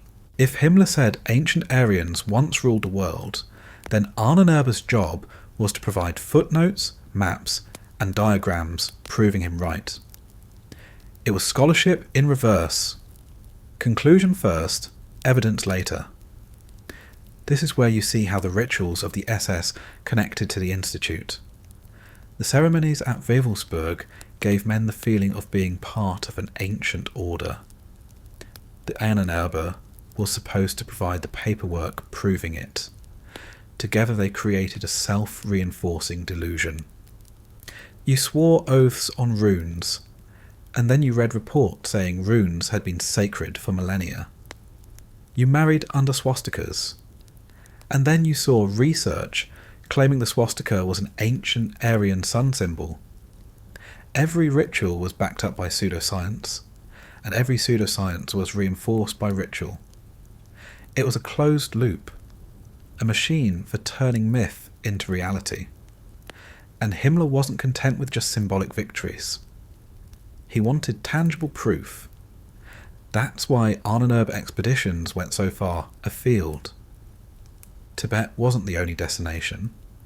They scoured Europe for ancient sites, claiming Celtic ruins were Aryan. They looked at Stonehenge and declared it an Aryan astronomical observatory. They claimed the Basques were remnants of ancient Nordic tribes. Everywhere they went, they bent history to fit their narrative. The entire world became a canvas for their fantasy. The irony, of course, is that most real historians knew this was nonsense. Outside of Germany, scholars dismissed the claims as propaganda. But inside the Reich, Anererbe's work was treated as fact. Their books were published, their findings cited in speeches, their maps used to justify expansion. If Anererbe said Aryans had once ruled in Eastern Europe, then the invasion of Poland or Russia wasn't conquest, it was reclamation. Pseudoscience became policy. Myths turned into marching orders. And it wasn't just about conquest. Anererbe research was used to justify genocide. If their studies said Jews were racially inferior, that wasn't just prejudice anymore, it was scientific fact. If they claimed Slavs were subhuman, it gave cover for extermination. By wrapping ideology in the language of scholarship, they gave mass murder a false legitimacy. It wasn't hate they claimed, it was biology. It wasn't oppression, it was destiny. That's what happens when you let an institute like Anererbe rewrite reality. Imagine the scene inside their offices. Shelves lined with books on folklore, boxes of artifacts, maps pinned to the walls, scholars scribbling notes, while SS officers look on. On the surface, it looks like any research institute. But instead of seeking truth, everything is bent toward myth. A skeleton isn't a skeleton, it's a racial trophy. A rune isn't a letter, it's a prophecy. Every object becomes a piece of evidence in a trial that was rigged from the start. And once the reports are typed up, stamped and filed, they flow upward into policy, into speeches, into the indoctrination of millions. What's even more grotesque is how Anererbe blurred the line between field research and human experimentation. In camps like Dachau, prisoners were subjected to freezing tests, high-altitude simulations, and chemical trials. Victims were submerged in ice water to see how long they could survive, strapped into low-pressure chambers until their lungs ruptured, injected with poisons to test antidotes. All of this was done under the banner of Anererbe's medical research. It wasn't science. It was torture dressed up in lab coats. And the data, however useless, was still filed away, stamped with the same legitimacy as their rune studies. That's the true horror of the Institute. It wasn't just men in libraries reading folklore. It was also men in labs destroying lives. And because it carried the SS seal, it was treated as serious, respected, necessary. The combination of myth and murder was complete. For Himmler, the Anererbe was his way of anchoring his cult in reality. Wewelsburg gave him a temple. The rituals gave him a religion. The Anererbe gave him proof. And with all three working together, he could tell himself and his officers that they weren't delusional. They were scientists, scholars, knights, priests, and executioners all at once. And that's how the Institute became one of the strangest and most chilling parts of the Nazi machine. Because it shows how far they went to blur the line between fantasy and fact, how much effort they poured into proving their myths. It wasn't enough to believe in the occult. They wanted to institutionalize it, to give it the weight of scholarship and the power of bureaucracy. And once you've built an institute dedicated to proving myths, it's only a matter of time before you send men across mountains and deserts, hunting for the origins of your fantasies, which is exactly what happened next. From the halls of Wewelsburg and the archives of Anererbe, expedition set out, searching for the lost homeland of the Aryans, for relics and ruins that could give their delusions tangible form. And among those expeditions, one of the strangest took them halfway across the world into the high plateaus of Tibet, chasing shadows of a myth that had been invented in the first place. By this point, you've seen how the SS wrapped itself in rituals, how Himmler turned castles into temples, and how the Anererbe churned out pseudo-science to back it all up. But none of that was enough. The cult needed proof, physical proof, something they could point to and say, here is the evidence that our fantasies are real. And so Himmler sent men out into the world, not just to fight wars, but to go on expeditions that looked less like military campaigns and more like quests from some twisted adventure novel. One of the strangest of these quests led to Tibet. You might wonder, why Tibet? To most Europeans at the time, Tibet was remote, mysterious, practically another world. The high plateaus, the Buddhist monasteries, the snow-capped mountains. It was exotic in the colonial imagination. A place where Western explorers dreamed they could stumble across hidden wisdom. For Himmler and his circle, Tibet wasn't just mysterious. It was the supposed cradle of the Aryan race. In their warped imagination, ancient Aryans had spread out from a northern homeland, bringing civilization to the world. Some believed Tibet might hold the remnants of that homeland, or at least clues that would prove the myth. If they could find proof in Tibet, it would sanctify everything they were building. So in 1938, Himmler sponsored a full SS-led expedition to Tibet. Not disguised, not subtle, but an official mission under the Anererbe. He chose a man named Ernst Schaefer to lead it, a zoologist with experience in Asia, someone who could give the whole operation a veneer of science. On the surface, the expedition looked like a study of Tibetan wildlife, geography, and culture. That's what the paperwork said anyway. But beneath the zoology was Himmler's obsession: prove that Tibet was linked to the Aryan race. Picture the scene.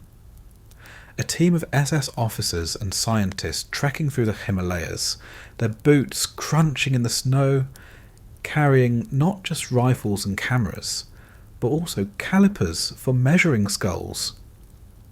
They set up tents under the shadow of towering peaks, claiming they were there to collect butterflies or document birds. But their real mission was racial anthropology. Everywhere they went, they pulled out measuring devices, recording the dimensions of Tibetan faces, skulls and bodies, convinced that somewhere in those numbers was the key to Aryan ancestry.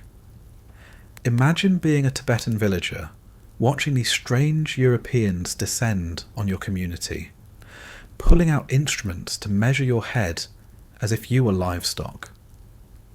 They visited monasteries, photographing statues and murals, convinced that the art contained traces of Aryan influence.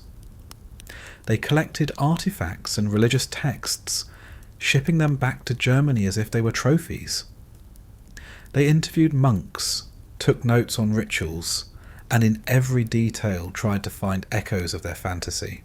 If a Tibetan myth spoke of gods descending from the north, they twisted it into a story about Aryan ancestors.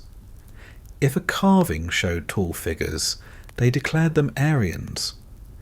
It didn't matter what the locals believed. The expedition wasn't there to listen. It was there to project. One of the most bizarre parts of the mission was the skull collecting.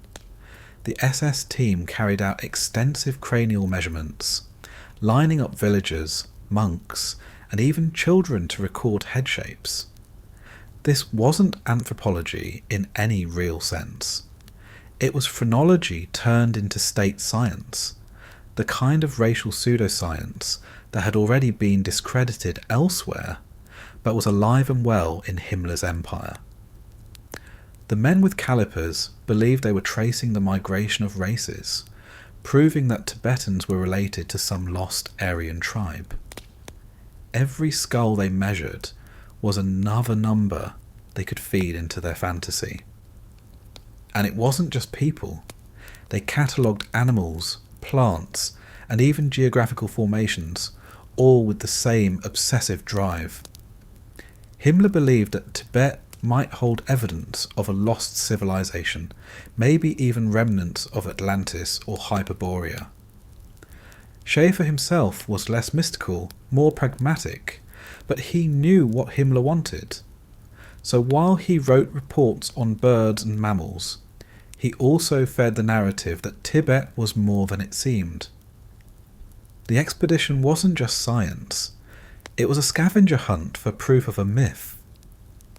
What makes it stranger is how the expedition was received. The Tibetans tolerated it, sometimes even welcomed the Germans, partly because they thought the foreigners might be useful, partly because they were curious. In Lhasa, the capital, the SS team was received by officials, given access to monasteries, even allowed to photograph sacred spaces that were usually closed to outsiders. To the Tibetans, these Germans were just another group of Westerners poking around. They didn't know they were props in a fantasy that would later be tied to genocide. Back in Germany, the expedition was celebrated as a triumph. Newspapers carried stories of brave SS scientists braving the Himalayas, bringing back treasures and knowledge.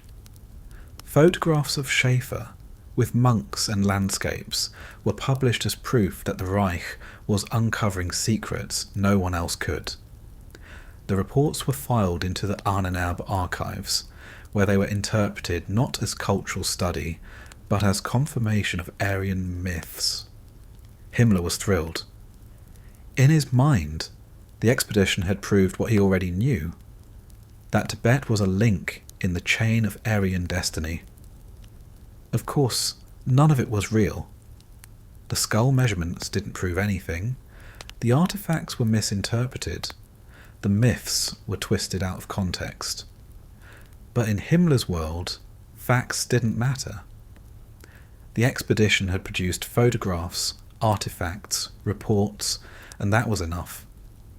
The illusion of proof was as powerful as truth. It's easy to laugh at the absurdity of it. SS officers measuring skulls in Tibetan villages, or treating Buddhist murals as Aryan relics. But the absurdity hides the danger. Because once those reports were stamped and filed, they became ammunition for propaganda. They gave a pseudo-academic gloss to the Nazi worldview. And that worldview justified conquest, colonization, and extermination. The Tibetan expedition wasn't just a weird sideshow. It was part of the machinery that turned fantasy into ideology, ideology into policy, and policy into atrocity. Think of the psychological impact on the SS officers involved. You trek through Tibet, you measure skulls, you collect relics, you come back with crates of artifacts. Himmler praises you, tells you you've helped prove the destiny of the Aryan race. You feel important, chosen, validated. You weren't just a soldier anymore. You were an explorer of destiny, a finder of lost truths. That feeling doesn't go away when you return to Germany. It reinforces the cult, makes you believe the rituals, the oaths, the castle ceremonies aren't just theatre. They're real. You've seen the proof yourself, or at least you think you have. And that's how the Tibet expedition fits into the bigger picture. It wasn't about Tibet. It was about Germany. And it was about feeding Himmler's obsession, strengthening the cult of the SS, and wrapping myth in the cloak of science. The expedition wasn't searching for truth. It was manufacturing belief. In the end, the expedition didn't find Atlantis, didn't uncover a lost Aryan civilization, didn't bring back mystical relics. But it didn't need to. It brought back enough photographs, enough skull measurements, enough artifacts to keep Himmler satisfied. It gave the illusion that the SS was not just a military order, but a scientific priesthood uncovering the secrets of the universe. And that illusion was deadly. The men who stood in Wewelsburg's Black Sun chamber, the men who swore oaths with daggers in their hands, could now look at maps of Tibet and say, "We've traced our lineage back to the mountains. We've touched the soil of our ancestors. We are not just soldiers. We are heirs to a destiny written across the world." That's the power of a myth once it's dressed up as evidence. It doesn't matter that it's false. It matters that people believe it's true. And Tibet was only one expedition. The Anererbe had bigger dreams. They sent teams to Scandinavia, to the Middle East, to South America, all searching for echoes of their fantasy. Every expedition was another step in the same quest. Find proof that Aryans had once ruled everywhere, that their destiny was eternal. And if the relics of ancient civilizations could be twisted into Nazi myths, so much the better. Which is why, after Tibet, the obsession shifted even more toward relics and legends. Because if skulls and murals could be twisted into evidence, say, imagine what power could be claimed from holy relics, from ancient artifacts, from objects of legend that people believed carried mystical power. And so the Anererbe's quest began to focus not just on expeditions, but on relic hunting, the search for the Grail, the spear, and the mythical treasures that Himmler believed could sanctify his empire forever. You've seen the SS send men to the Himalayas, trudging through snow with calipers and cameras, convinced they're unearthing proof of Aryan ancestors. You've seen the Anererbe twisting history into propaganda, turning rituals into scholarship. But Himmler's hunger for validation didn't stop with runes, relics, or expeditions. He wanted to peer ahead, to know what was coming, to use mysticism not only to rewrite the past, but to predict the future. That's where astrology and prophecy entered the picture. To modern ears, the idea of Nazi astrologers sounds almost laughable. You imagine men in uniforms leaning over star charts, squinting at horoscopes, asking whether Mars being in retrograde would be good for the Reich. But inside the Nazi hierarchy, astrology was taken seriously. Not by everyone, of course. Hitler himself was inconsistent, sneering at occultism one moment, then quoting prophecies when it suited him. But Himmler, the mystic bureaucrat, saw astrology as another key to destiny, and Joseph Goebbels, the propaganda master, understood its usefulness. The stars, the seers, the prophets, they could be twisted into tools of belief, a way to reassure the faithful that the Reich's path was written in the heavens. It started with the deep-rooted European tradition of prophecy. For centuries, people had circulated prophecies of great leaders, of empires rising and falling, of chosen men destined to reshape the world. Nostradamus was the most famous, his cryptic quatrains endlessly reinterpreted. In the 1930s and 40s, Nostradamus was a household name, and his writings were mined for predictions that seemed to fit the times. The Nazis eagerly grabbed onto him. Propagandists scoured the quatrains, highlighting verses that could be bent to suggest that Hitler's rise had been foretold.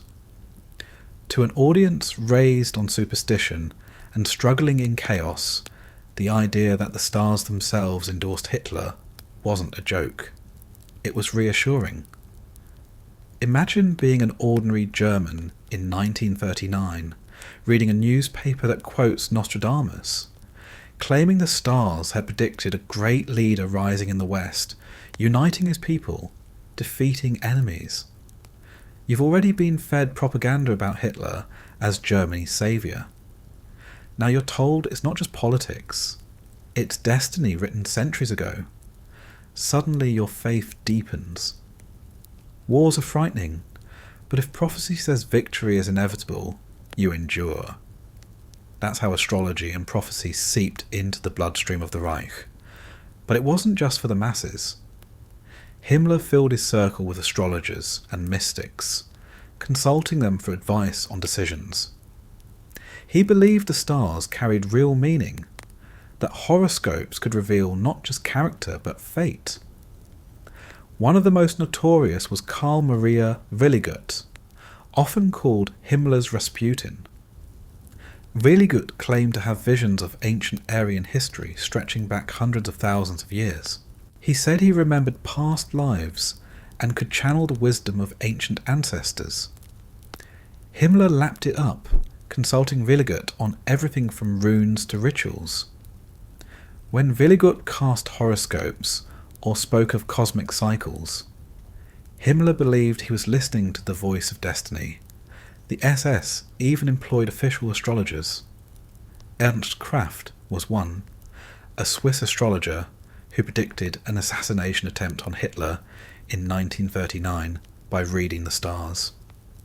When a bomb exploded in Munich that November, missing Hitler by minutes, Himmler and others were convinced Kraft's prophecy was proof. Kraft was arrested early in the war, but then brought back into service. His horoscopes studied as if they were intelligence reports. Imagine war councils where alongside maps and logistics, someone's unfolding a star chart, pointing to planetary alignments and saying, "This is a favourable time to strike."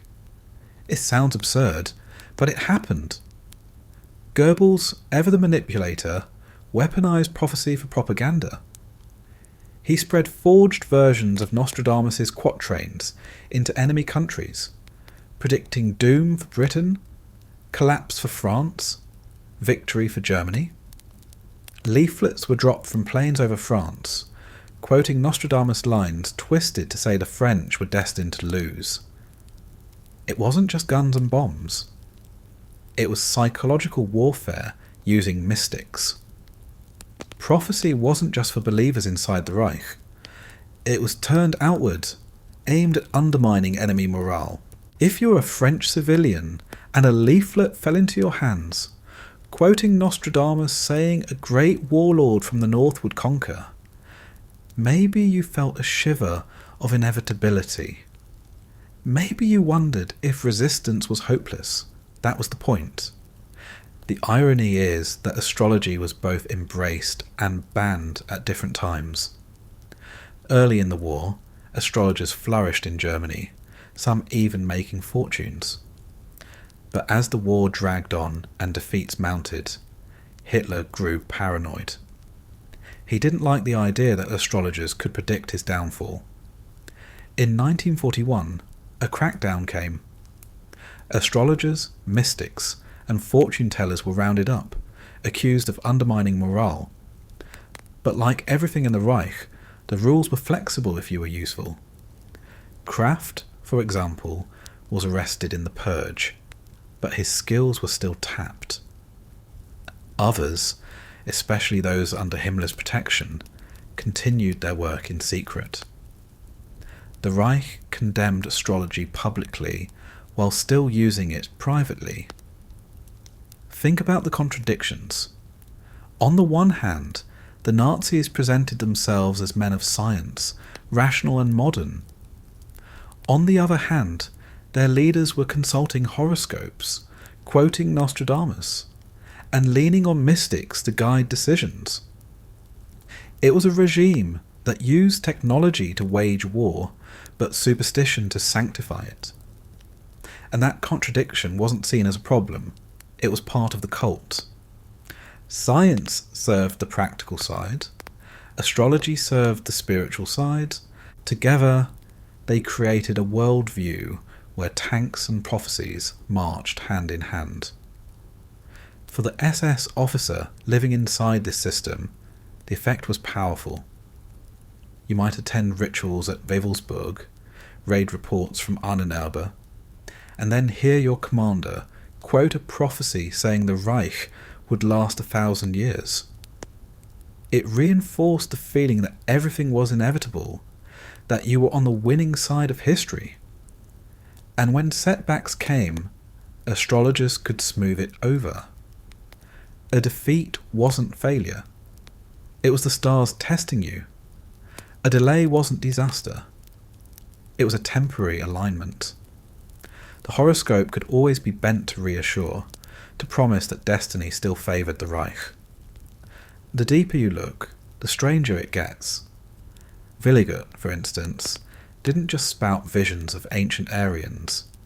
He claimed he knew the secret cycles of the universe, that history moved in great cosmic patterns. To him, the Third Reich wasn't just politics. It was the beginning of a new age. Himmler believed him enough to incorporate his ideas into SS ideology. Imagine standing in a dark hall, banners hanging, listening to a man calmly explain that the stars and the cycles of the cosmos guaranteed your victory. It gave the cult not just rituals of the past, but confidence in the future. And of course, the Nazis weren't alone in this. In Britain, Winston Churchill was said to consult astrologers occasionally. The Allies even considered countering Nazi prophecy propaganda with their own forgeries. But inside the Reich, astrology carried an extra weight because it was plugged directly into Himmler's cult machinery. It wasn't just a curiosity. It was treated as validation. You can picture the absurdity of it. A war room in Berlin, maps of Europe spread out, generals pointing to front lines, and then someone bringing in a horoscope, laying it beside the maps, as if Mars and Jupiter mattered as much as tanks and planes. But for men like Himmler, it did. The cult demanded it. Without the prophecies, without the stars, the whole edifice of myth started to wobble. And that's the unsettling truth. Astrology in the Reich wasn't a sideshow. It was part of the scaffolding. The rituals bound men together. The Anererbe gave them a past, the expeditions gave them trophies, and astrology gave them the future. It told them they were chosen, destined, guaranteed victory by the cosmos itself. And when you believe the stars are on your side, there's no limit to the cruelty you'll justify. But the stars didn't save them. As the war turned against Germany, the prophecies became harder to spin. Nostradamus could be quoted one way or another, but even the most skilled astrologers couldn't turn Stalingrad into destiny fulfilled. The cracks showed. Some still clung to the horoscopes, desperate for reassurance, while others began to see the truth. But by then, it was too late. The machinery of belief had already carried millions into destruction. And so, the Nazi fascination with astrology and prophecy sits alongside their rune rituals, their expeditions, their relic hunts. Another part of the cult that turned superstition into state policy. It was never about truth. It was about power. About convincing men that the universe itself had chosen them, that every atrocity was just a step on a path written in the stars. From there, it wasn't a big leap to chase not just prophecies, but relics, objects of legend that could serve as proof of divine favour. If the stars could bless them, then maybe sacred artifacts could too. And so the hunt turned to grails, spears, and relics of old. Treasures that, if found, could give the Reich the aura of holy destiny carved not just in prophecy, but in stone and steel. By now, you've seen how star charts were laid beside maps of battlefields, how prophecies were twisted into reassurance, how the future itself was supposedly written in Nostradamus's cryptic verses. But astrology wasn't the only place where the Nazi leadership blurred the line between superstition and science.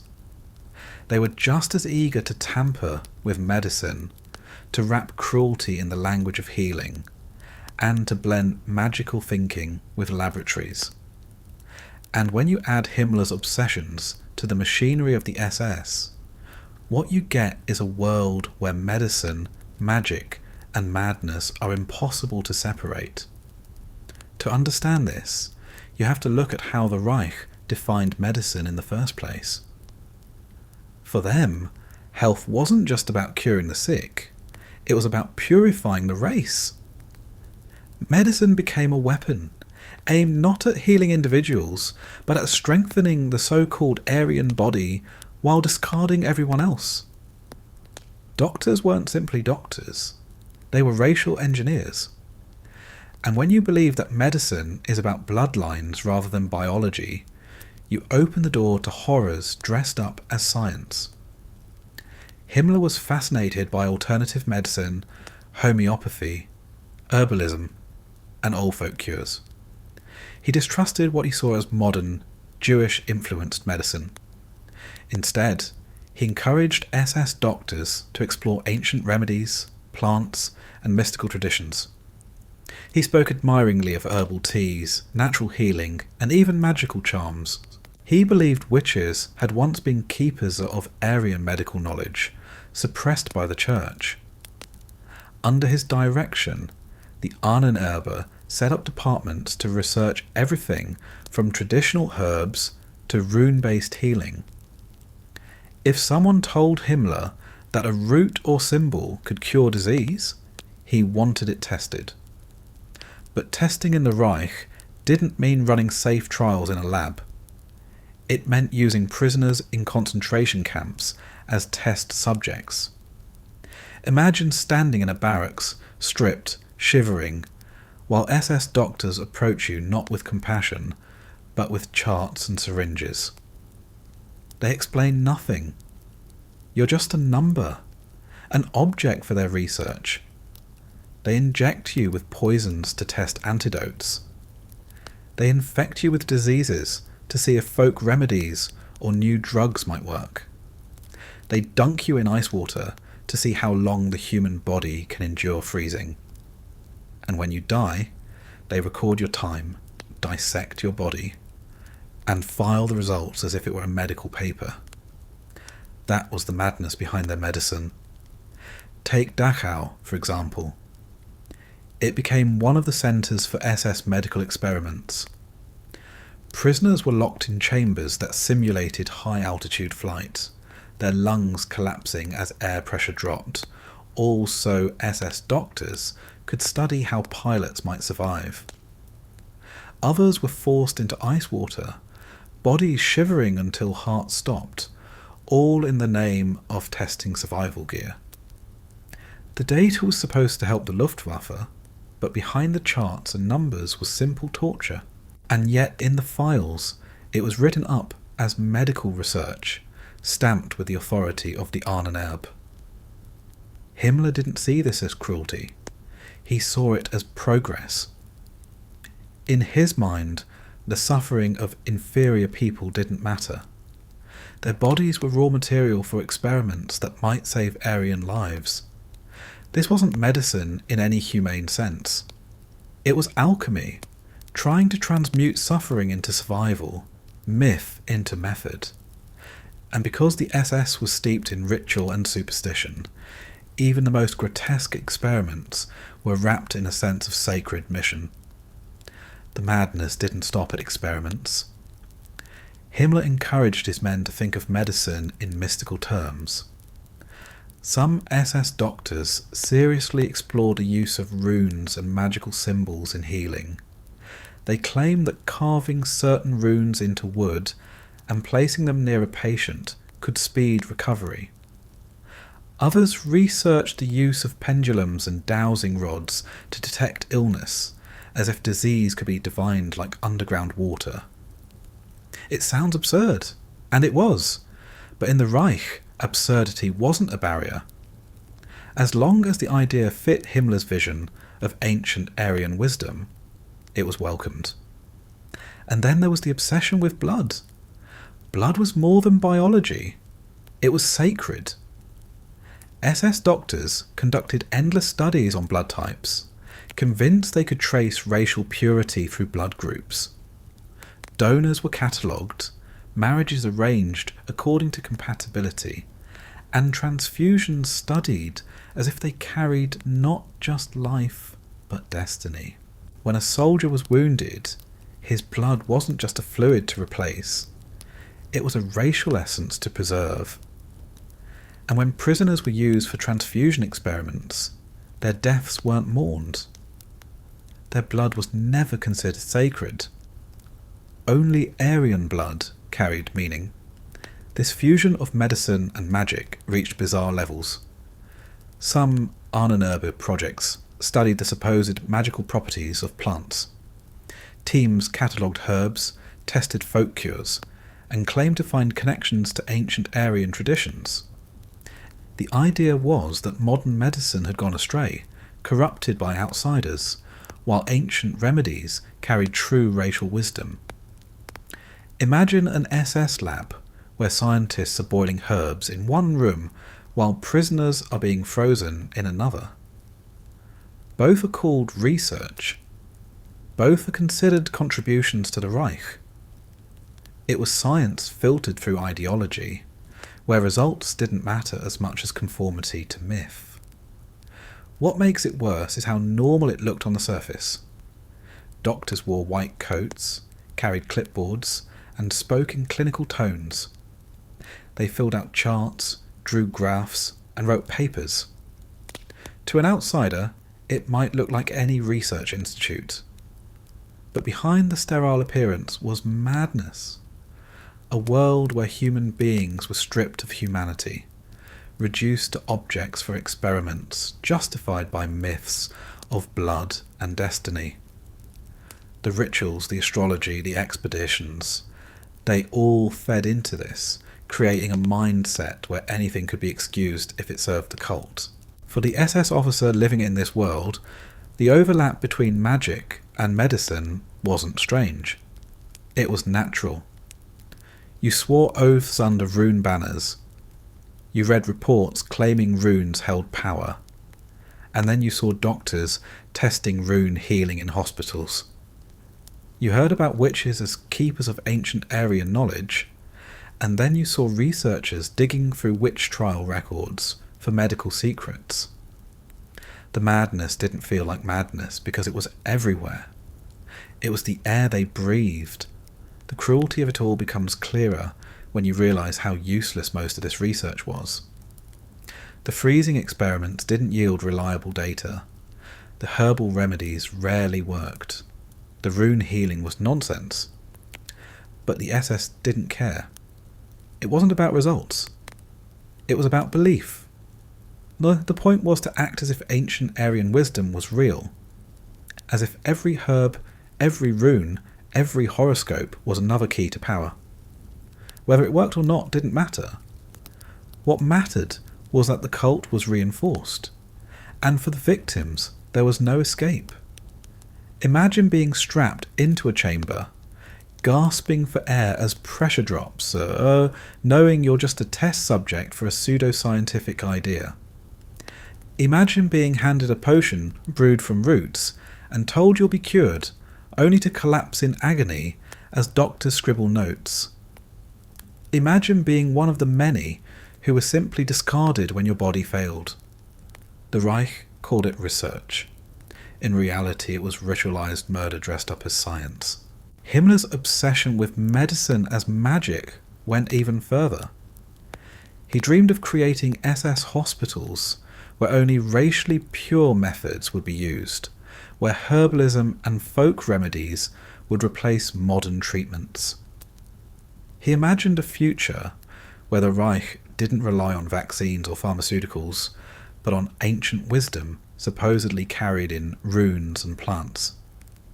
It was medicine turned into mythology, hospitals turned into temples.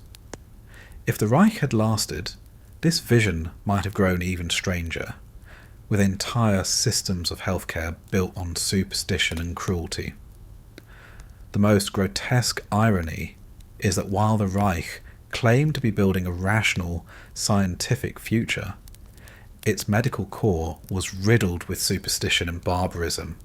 The same state that built rockets and jet planes was also carving runes into amulets and dunking prisoners in ice water for data that was meaningless. It shows the split at the heart of the Nazi project. Modern technology fused with medieval superstition. Progress tied to regression. Science shackled to myth. And yet, in Himmler's eyes, it all made sense. The Reich wasn't just a political state. It was a spiritual one. Every aspect of life, from weddings to warfare, had to be bound into the cult.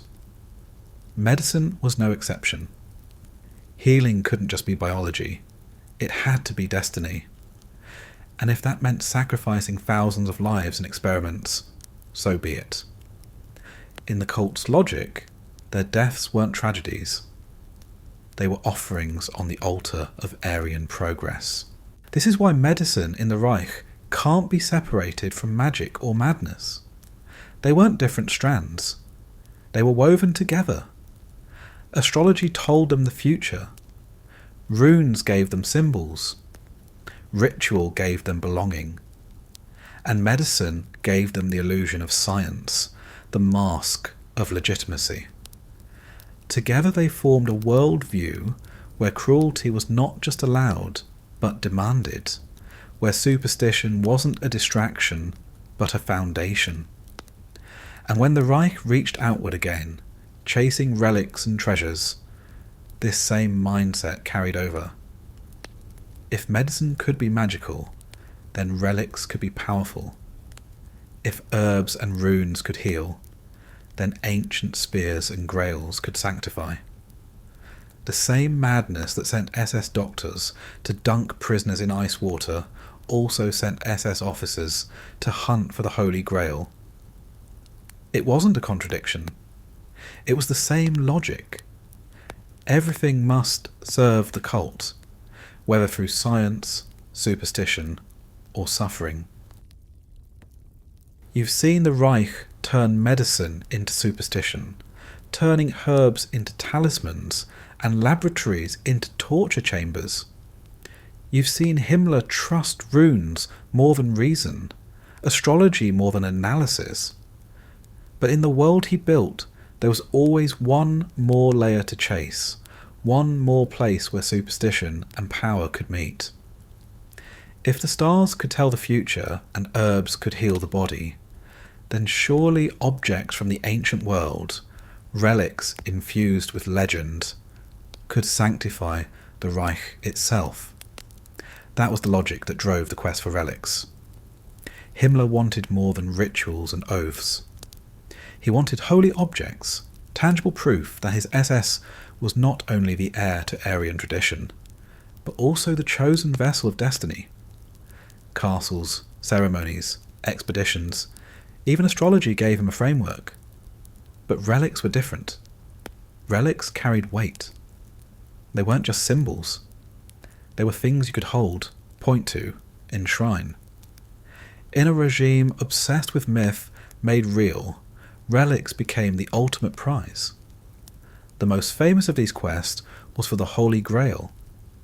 In Christian legend, the Grail was the cup used by Christ at the Last Supper, later catching his blood at the crucifixion. For centuries, knights, kings, and poets dreamed of finding it, treating it as the ultimate symbol of divine power and purity. Himmler wanted it for his order, but his version of the Grail wasn't just Christian. He twisted it into something Aryan, claiming it was an ancient relic that predated Christianity, stolen by the Church, and misrepresented as part of Christian tradition. In his mind, the Grail was originally an Aryan vessel, proof of a sacred bloodline. To house this treasure, Himmler refashioned Wewelsburg Castle, his SS temple, into a shrine. The castle's north tower was designed as a Grail hall, with a circular chamber, rune-carved walls, and a central stone meant to hold a relic once it was found. Imagine standing in that cold room, torchlight flickering against stone, the air heavy with incense, and hearing Himmler explain that once the Grail was placed here, the SS would become unstoppable. To him, it wasn't fantasy. It was strategy. He truly believed that possessing the Grail would anchor his order in destiny. The search for the Grail was wrapped up with the Anererbe. Scholars were tasked with combing through medieval texts, Grail romances, and Arthurian legends. They interpreted the stories not as Christian allegories, but as coded histories of Aryan wisdom. The Knights of the Round Table in their telling weren't Christians at all, but Aryan heroes safeguarding their racial treasure. Researchers traced legends across Europe, looking for castles and caves rumoured to hold the Grail. Expeditions were mounted, archives scoured, every rumour considered. But the Grail wasn't the only relic on their list. Another obsession was the Spear of Destiny, also known as the Holy Lance. According to legend, it was the spear that pierced Christ's side during the crucifixion. Medieval rulers had treasured it, believing it granted victory to whoever possessed it. Hitler himself was fascinated by it. In Vienna before the war, he had stood before the lance displayed in a museum, staring at it for long minutes, convinced it was linked to his destiny. Later, when Germany annexed Austria, the lance was taken to Nuremberg under Nazi control. For Hitler, Possessing the Spear of Destiny wasn't just symbolic. It was confirmation that he was the chosen leader of prophecy. Imagine the scene. The lance displayed under Nazi banners, guarded like a sacred treasure, whispered about in hushed tones. For Hitler and Himmler, it wasn't just an artifact. It was a weapon of legitimacy. In their cultic mindset, the relic proved their rule was more than political. It was cosmic. Anyone who controlled the spear, they believed, controlled the fate of the world. Beyond Christian relics, the Nazis also hunted pagan treasures. They searched for rune stones, ancient swords, and objects tied to Germanic mythology. The Nibelungenlied, the German epic of a cursed treasure hoard, was studied as if it were history. Himmler believed that buried somewhere in Europe were real treasures that had inspired the myths, relics that carried not only material wealth but mystical power. Expeditions were sent to caves, mountains, and ruins, each one convinced they might stumble on a trove of Aryan power hidden for centuries. What ties all this together is the way relics bridged myth and politics. A rune on paper could be dismissed, a horoscope could be ridiculed, but a spear in a case, a cup on a pedestal, those were undeniable. You could put them on display, point to them, build ceremonies around them. Relics were propaganda you could touch. And in a cult that wanted to turn fantasy into fact, they were priceless. Picture an SS officer standing in Wewelsburg's Grail Hall, knowing the relic hasn't been found, but acting as if it soon will. The room itself was designed as a stage, ready for the day the Grail would be set in place. The officers were already rehearsing the myth, preparing themselves for the moment when legend would become reality. That's how the Reich operated, always pretending the fantasy was true, until enough people believed it was. It's tempting to think these hunts were harmless diversions, like treasure hunts for men, too wrapped up in myth. But they weren't harmless. They consumed resources, yes, but more importantly, they reinforced the cult. Every expedition, every rumour of a relic, every ceremony tied to the Grail or the spear gave the SS more reason to believe they were chosen. And when you believe you're chosen, when you believe destiny and relics and stars all point to your inevitable triumph, then every atrocity feels justified. The madness of relic hunting also blurred with the madness of medicine. Just as SS doctors tested herbs and runes on prisoners, Anererbe researchers tested relics in their own way, attributing magical powers to objects they found. A sword wasn't just a sword, it was a channel of energy. A cup wasn't just a cup, it was a vessel of destiny. Every object became more than itself, and in that transformation it became a tool of power. Consider how propaganda worked with these relics. Imagine Goebbels announcing on radio that the Reich now possessed the Spear of Destiny, a relic held by emperors, now entrusted to Hitler. Listeners, already conditioned to see Hitler as a messianic figure, hear this as confirmation. It isn't just politics, it's prophecy fulfilled. Even those who didn't believe in relics outright might feel a chill, a sense that history itself was aligning. That's the power relics carried. Not whether they were magical, but whether people believed they were. In the background, scholars and mystics argued over interpretations. Was the Grail a cup, a stone, or a symbol of blood? Was the spear in Nuremberg the real one, or a copy? It didn't matter. The arguments themselves kept the myths alive, kept the cult buzzing with speculation.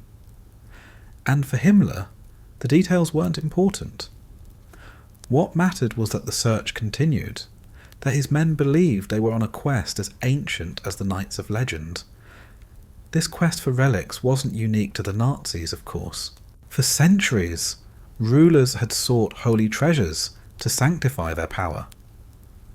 Charlemagne displayed relics to prove his divine right. Medieval crusaders carried fragments of the true cross into battle.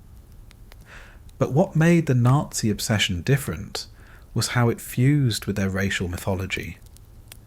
They weren't just looking for relics to prove Christian legitimacy. They were looking to rewrite the entire spiritual history of Europe, to show that every holy object had Aryan roots, that the Reich was the true inheritor of all sacred power. And because of that, the quest never ended. Even as the war turned against them, Himmler still dreamed of relics.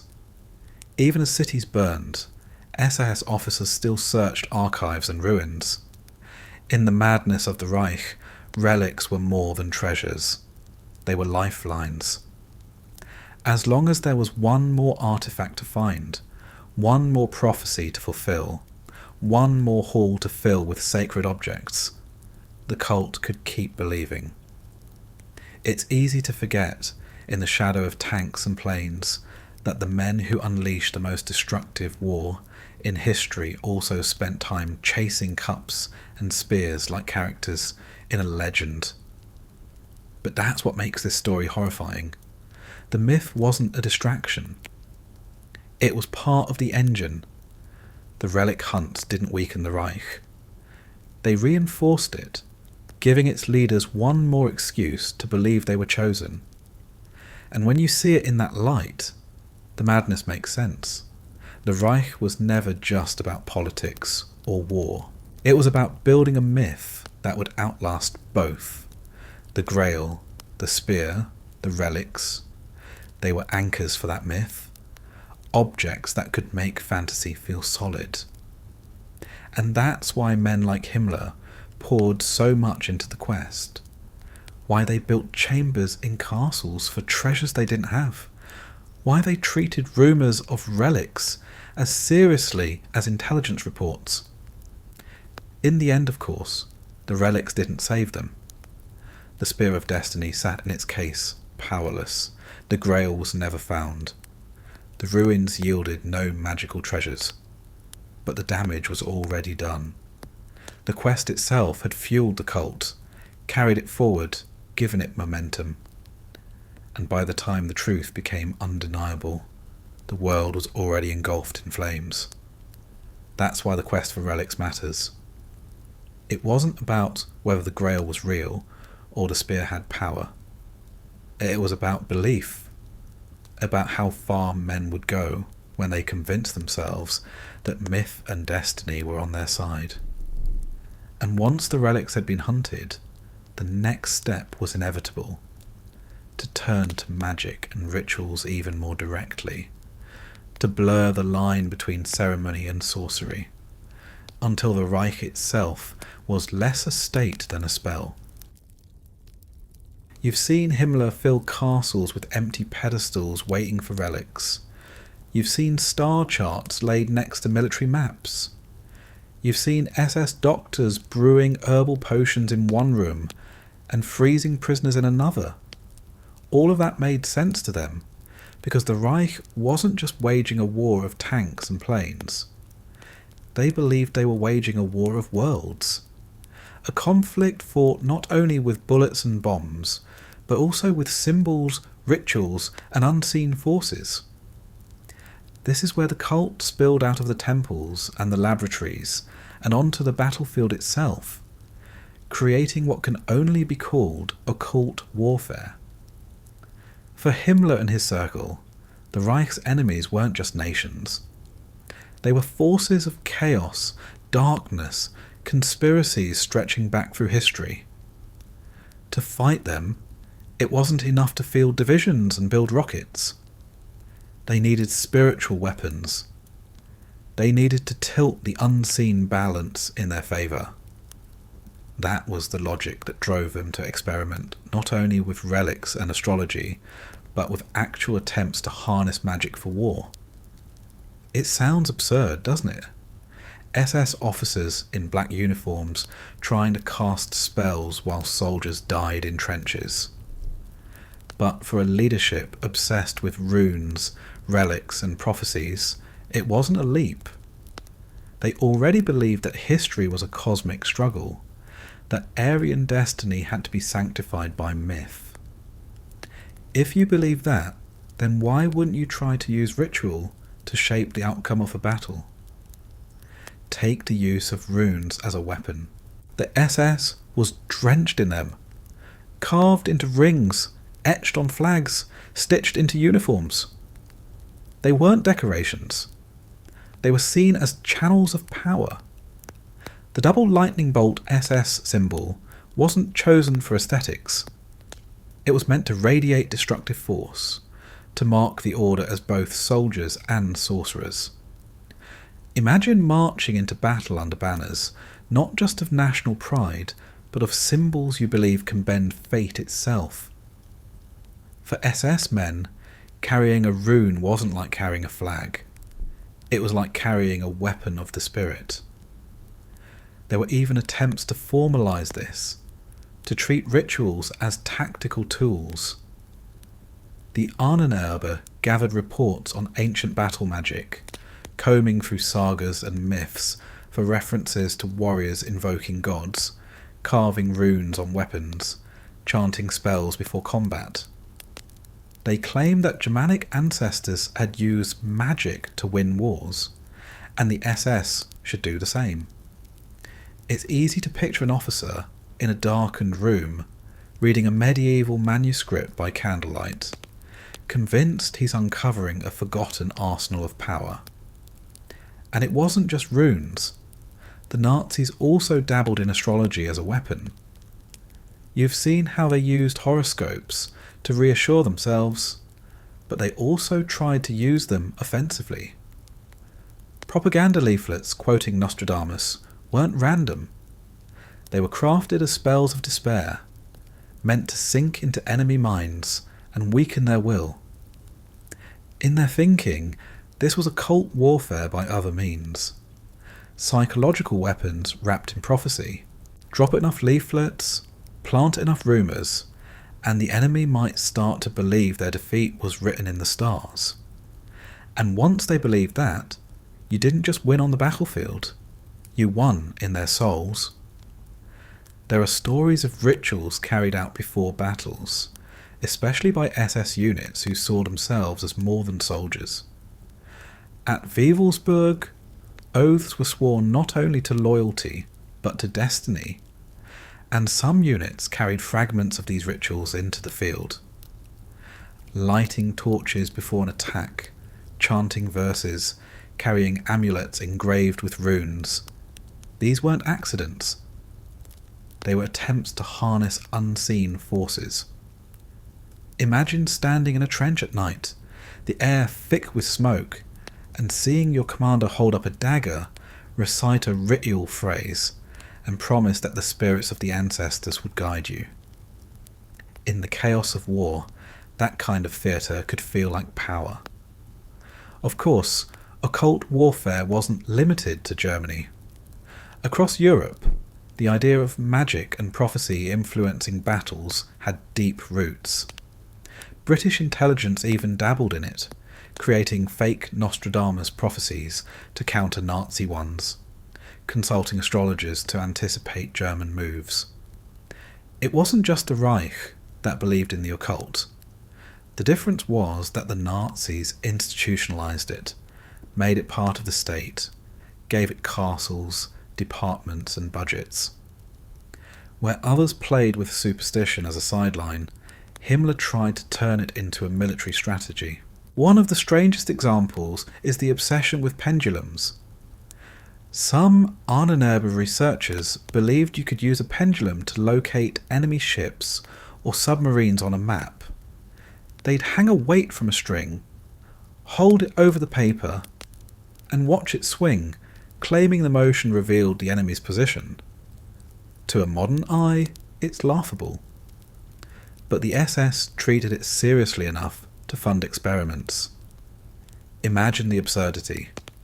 naval commanders waiting for reports, and instead of radar or intelligence, they're handed a map marked by a swinging pendulum.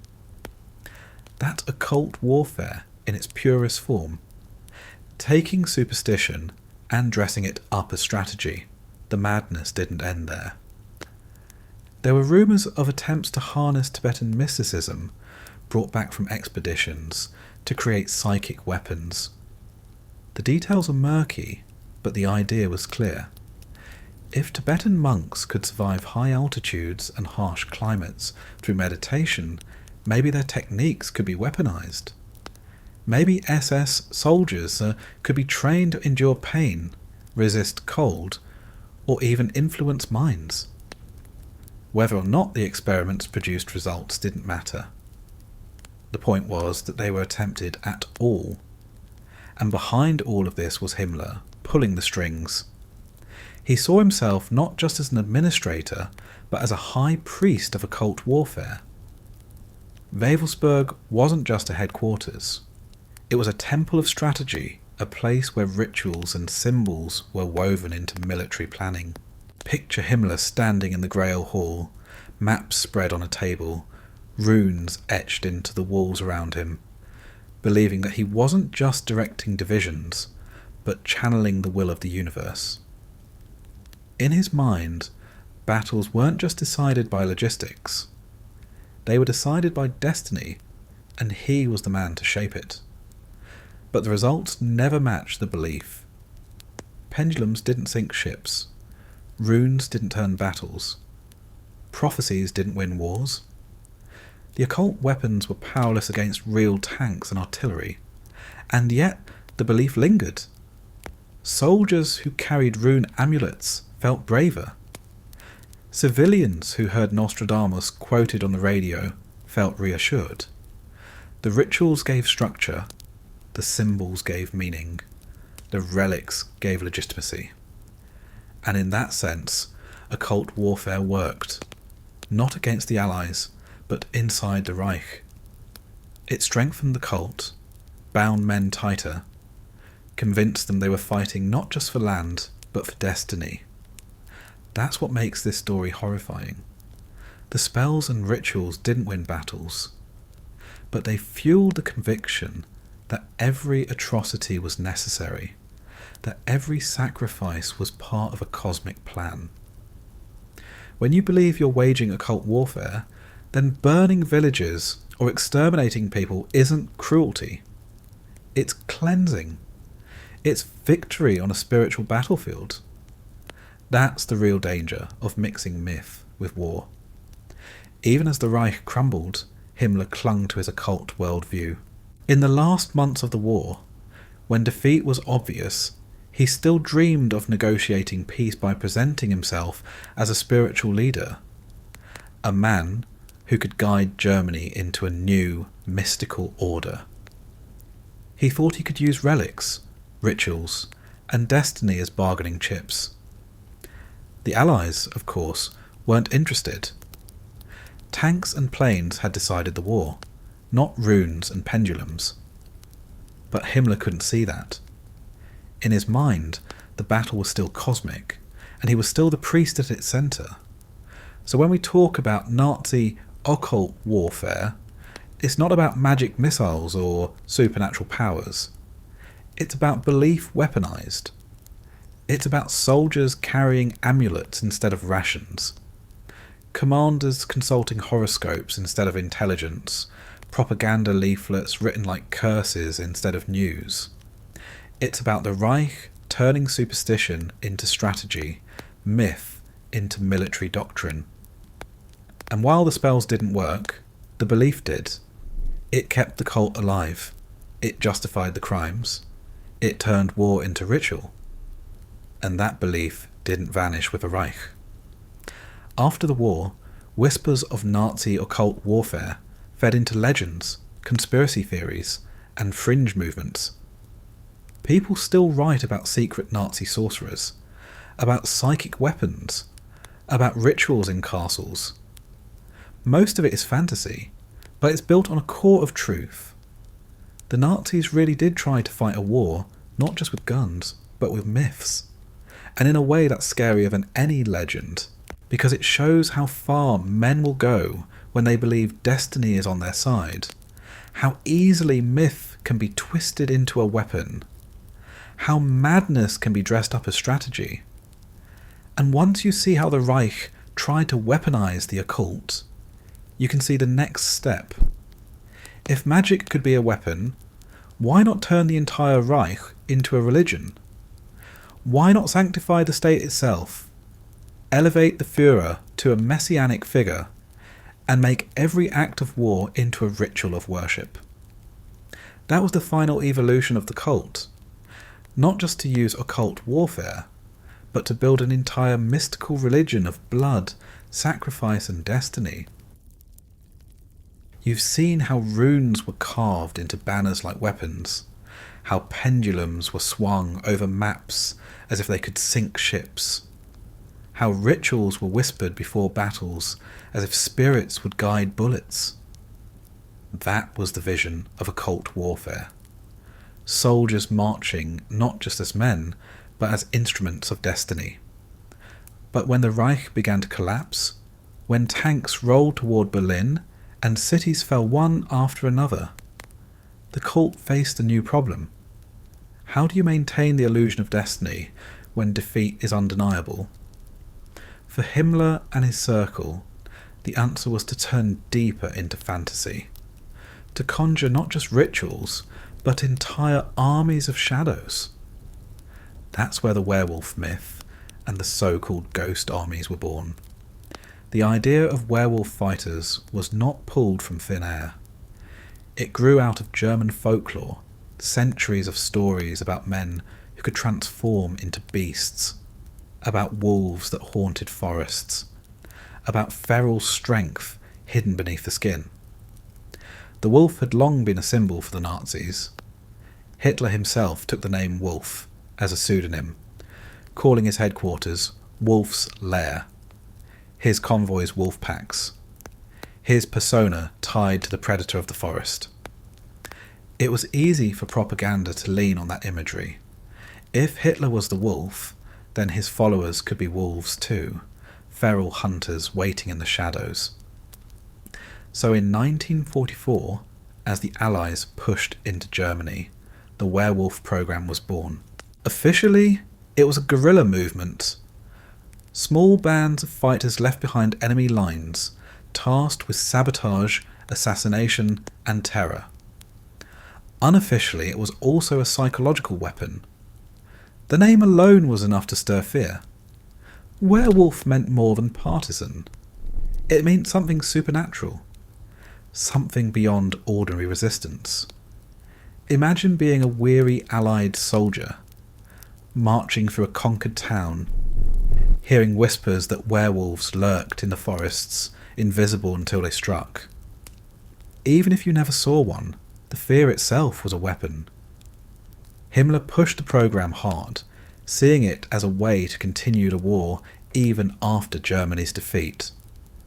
SS officers recruited teenagers, Hitler youth, and fanatics, training them in sabotage, teaching them to use explosives, and then sending them into the countryside with orders to harass the enemy.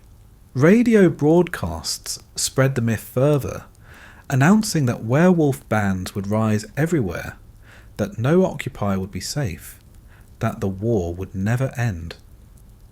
The broadcasts didn't just give instructions. They were full of mystic overtones, describing the werewolves as a kind of spiritual army, guardians of the Reich's soul who would strike even from beyond defeat. But the reality was far more chaotic. Some werewolf units carried out real attacks, assassinating collaborators, ambushing soldiers, planting bombs. In Aachen, the appointed mayor was killed by a werewolf unit, sending shockwaves through occupied areas. Yet most groups were poorly trained, badly supplied, and quickly crushed. Many were little more than teenagers with rifles, sent to die in hopeless missions. The grand vision of a vast shadow army never materialized, but the myth, That was the real weapon. It created paranoia, stretched Allied nerves, made occupation feel less secure. The ghost armies were an extension of the same logic. As defeat loomed, Nazi propaganda didn't just report battles, it invented them. Newspapers and radio described divisions that didn't exist, units that had been destroyed long ago, victories that were never won. Entire ghost armies were conjured on paper, fighting on maps but not in reality. To the faithful, this created the illusion that the Reich still had strength in reserve, that miracles might still happen, that phantom divisions would arrive at the last moment to turn the tide. To the Allies, it forced caution. A reported division on a map couldn't be ignored, even if intelligence suggested it was fake. In that hesitation, the myth had power. Picture a German civilian in early 1945, huddled in a bombed-out home, listening to a radio broadcast. The announcer speaks with confidence, declaring that new divisions are forming in the south, that werewolf fighters are rising in the forests, that ghost armies are massing for counterattack. You want to believe it. The bombs are falling, the news is grim, but the voice on the radio tells you destiny isn't broken, so you hold on. That's how the cult survived. Not by winning, but by convincing its followers to keep believing. For the SS, the werewolf and ghost army myths also served another purpose. They gave meaning to defeat. Losing battles wasn't just failure, it was a transformation. The Reich wasn't dead, they claimed. It was becoming something else, shifting from a state into a spirit, from an army into a myth. The werewolf symbolised that perfectly. You could kill a soldier, but not the wolf inside him. You could occupy land, but not extinguish the spirit of resistance. It was superstition weaponized into ideology. The irony, of course, is that the Allies also used deception in their own way. Fake tanks, false radio traffic, phantom divisions to mislead German intelligence. But those were practical tools of warfare. The Nazi ghost armies weren't practical. They were desperate illusions, part propaganda, part occult ritual, part psychological trick. And yet, they mattered because they showed how far the Reich had sunk into fantasy by the end. Imagine an SS officer in April 1945, Berlin crumbling around him, still muttering about werewolves and ghost divisions. To him, the defeat wasn't real. It was just a trial, a setback before the wolves rose again. That's how deep the cult had sunk. Even as the rubble fell, the myth was stronger than the reality. The werewolf idea didn't vanish with the Reich. After the war, it haunted Europe as a rumour.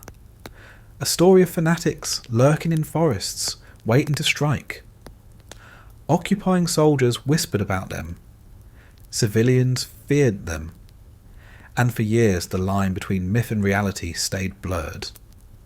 The ghost armies too left their mark, feeding post-war conspiracy theories about hidden Nazi divisions, secret bases, lost legions waiting to return. Most of it was smoke, but smoke lingers, especially when people want to believe the fire is still alive. And that's the unsettling truth about werewolves and ghost armies. They weren't about winning the war. They were about denying it was lost. They were about turning defeat into transformation, soldiers into phantoms, the Reich into a spirit that couldn't be killed. They were the logical conclusion of occult warfare. When you can't win with tanks, you try to win with myths. When your armies are gone, you invent ghost ones. When your leaders are dead, you conjure wolves in the dark. This is why, even today, the story of Nazi werewolves and ghost armies refuses to die. It's not because they were militarily effective. They weren't. It's because they reveal how far the cult of the Reich went, how it blurred reality and fantasy until its followers could no longer tell the difference. They show how dangerous myth can be when it's treated as real, how superstition can outlast bullets, how ghosts can keep marching long after the war is lost. And once you see how the Reich turned to wolves and phantoms in its dying days, it's not hard to see the next step. If soldiers could become werewolves and divisions could become ghosts, then the Führer himself could be transformed too. From man into myth, from leader into messiah, from a failed dictator into a figure his followers would worship long after the ruins were cold. When Berlin was ash and Hitler's body smouldered in a bunker grave, when the werewolves had scattered and the ghost armies had evaporated into smoke, it seemed like the cult was finally finished. Tanks, planes and shells had done what relics and rituals could not prevent.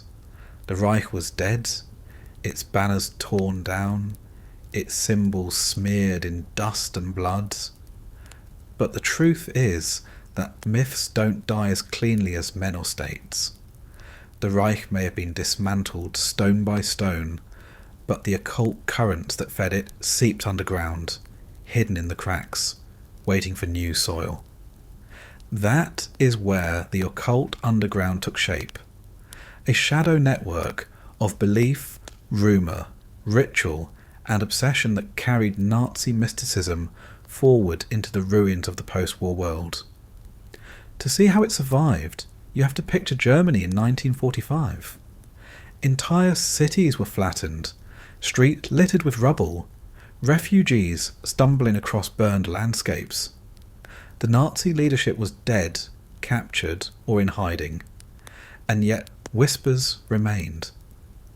People had heard about the relics, the werewolves, the Grail halls, the Spear of Destiny, the ghost armies. Even if most dismissed it as propaganda, the sheer volume of myth created during the Reich didn't just vanish. In every tavern and bombed-out cellar, in every displaced persons camp, rumours lingered. Some whispered that Hitler hadn't really died. Some claimed that the werewolves would rise again. Others said that relics had been hidden, treasures buried, magical objects still waiting. The occult wasn't just a top-down obsession. It had infected the imagination of ordinary people. And so, as denazification swept across Germany, as Allied forces tried to scrub away swastikas and outlaw the symbols, the myths went deeper. Relics were smuggled, books hidden, symbols carved into secret places. The Anererbe may have been dismantled as an institution, but its archives didn't disappear overnight. Documents were stolen, sold, tucked into trunks. Researchers who had once worked under Himmler scattered into civilian life, but many carried their ideas with them. And where ideas go, they find listeners. In the ruins, secret circles formed. Former SS men met quietly, not always to plot violence, but to preserve belief. They told each other the war wasn't really lost, that the Führer would return, that destiny still favoured them. These weren't just political gatherings. They were ritualistic, laced with the same occult symbols and phrases that had filled Wewelsburg. Candles were lit, runes were carved, oaths were renewed in whispers. You can imagine a group of men in a bombed-out cellar, the walls still blackened by fire, raising cups of cheap schnapps, not just in mourning but in ritual, convinced they were keeping the flame alive. The Allies tried to root out these currents, but myths are harder to police than uniforms. A rune carved into a ring could be dismissed as decoration. A story told over beer was just a rumour, and yet, little by little, the occult underground kept the faith alive. It spread beyond Germany too. In Austria, Switzerland and Spain, sympathetic circles formed, often cloaked in cultural or folkloric societies. They presented themselves as harmless, just men studying ancient runes, medieval sagas, folklore. But beneath the surface was the same obsession. Aryan destiny, hidden relics, the promise of return. Some of these groups clung to the fantasy that relics had been hidden before the Reich fell. They believed the Grail had been spirited away, that the Spear of Destiny had been moved to a secret location, that magical treasures lay buried under mountains or castles, waiting for the right time. Expeditions didn't stop after 1945. They just went underground. Men with shovels and maps still prowled forests and ruins, convinced that one more dig might reveal the talisman that would restore their world. At the same time, the myths began to bleed into broader occult movements. Post-war Europe saw a surge of interest in esotericism, secret societies, and mysticism. The chaos of war left people hungry for meaning, for explanations beyond politics and economics. And into that hunger flowed fragments of Nazi occultism. Some of it was deliberate, carried by former Anererbe researchers who slipped into esoteric circles. Some of it was accidental, spread through rumours and pulp magazines. But the result was the same, the lines blurred. People who thought they were studying harmless folklore sometimes found themselves repeating ideas rooted in Nazi myth. The underground also found fertile ground in exile. Argentina, Chile, and Brazil became havens for Nazi fugitives, and with them came not only politics but occult baggage. In Buenos Aires or Santiago, you could find whispered circles where ex-SS men passed on their beliefs, where relic rumours mingled with political schemes. South America became not just a refuge for men, but for myths, an echo chamber where stories of grails, relics, and secret knowledge survived oceans and decades. And then there were the whispers about bases, hidden fortresses in the Alps, secret bunkers in Antarctica, underground chambers filled with relics and technology. Most of it was fantasy, conspiracy born of desperation. But the fantasies mattered because they kept the cult alive. If the Reich had fallen, maybe it hadn't fallen completely. Maybe it had gone underground, waiting. Maybe the wolves would rise again from the shadows. That belief turned every rumour into a prophecy, every mystery into proof. The strangest part is how the occult underground eventually escaped its Nazi roots and entered popular culture.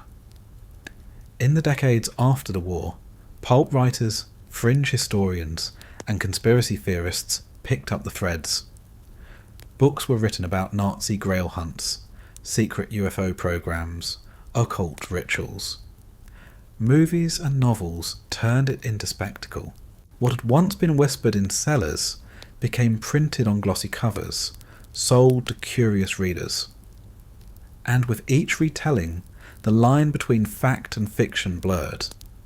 Some dismissed it as fantasy. Others treated it as hidden truth. Either way, the underground had done its work. It had survived. To the true believers, this was proof of destiny. Myths don't die, they said. The fact that people were still writing about Nazi occultism decades later was proof that it carried power, that it was more than propaganda, that it was a spiritual current too strong to extinguish. They didn't care if outsiders mocked it. The laughter only confirmed that the uninitiated couldn't understand. To those in the underground, they weren't losers hiding in ruins. They were guardians of a secret tradition, waiting for the world to be ready. This is what makes the occult underground so unsettling. It wasn't just about relics or rituals. It was about survival. The Reich had tried to fuse politics and myth into a single state. That state collapsed. But the myth survived, because myths always do. They slip into cracks, find new soil, wear new masks. In one circle, it's a study of folklore. In another, it's a treasure hunt. In another, it's a conspiracy theory about hidden bases.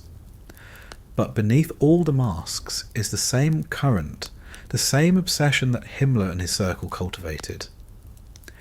And once you realise that, you can see how the occult underground set the stage for what came next. The myths didn't just survive, they spread, mutated, and resurfaced in new forms. In post-war esoteric groups, in neo-Nazi sects, in conspiracy culture that reached far beyond Germany. The Reich had fallen, but its occult heart kept beating, hidden from view, but still pulsing with the same dark rhythm. That's the legacy of the occult underground. It turned a defeated cult into a ghost that still lingers, whispering from ruins and shadows, waiting for new listeners. And if soldiers could become werewolves and armies could become phantoms, then myths could become immortal. In the darkness beneath the ruins, the cult didn't end, it transformed. And that transformation carried it forward into stranger territory still, into cults and secret lodges, into fringe religions that borrowed from the Reich's symbols, into new attempts to turn politics into ritual. From the underground, the next phase began. The birth of entire neo-Nazi occult movements that would spread across decades, continents, and ideologies, proving that even in death, the Reich still had shadows to cast. The Reich had fallen into ruins, its banners ripped to shreds, its leaders hanged or hunted down, its armies shattered into dust. The occult underground whispered in cellars and safe houses, runes still carved in secret, relics still rumoured in the shadows. But beneath all of that, there was always one figure who refused to vanish, even in death. Adolf Hitler wasn't remembered by his followers as just a man. In their eyes, he became a prophet. And once you see how deeply that belief ran, you can understand how the cult never really ended. How the myth of Hitler outlasted the Reich itself. To see this transformation, you have to return to how Hitler was presented even while alive. Propaganda didn't just frame him as a political leader, it raised him to something higher. Posters showed him bathed in light, his profile glowing like a saint in stained glass. Speeches described him as chosen by fate, sent by providence, a man who saw the path of destiny clearer than anyone else. He didn't just lead Germany, he embodied it. When he spoke, it wasn't framed as policy, it was revelation. This wasn't by accident. Goebbels and the propaganda machine deliberately built the image of Hitler as more than human, more than mortal. He was the mouthpiece of destiny itself. The occult layers folded into this easily. Himmler's rituals, the SS oaths, the rune-carved ceremonies, they all pointed back to Hitler as the ultimate source. The Spear of Destiny in Hitler's hands wasn't just a museum relic. It was proof that prophecy had chosen him. The Grail hunts weren't for Himmler's amusement alone. They were meant to prove that Hitler was the rightful inheritor of sacred power. Every relic, every ritual, every rune drew a circle around him, casting him as the centre of a cosmic order.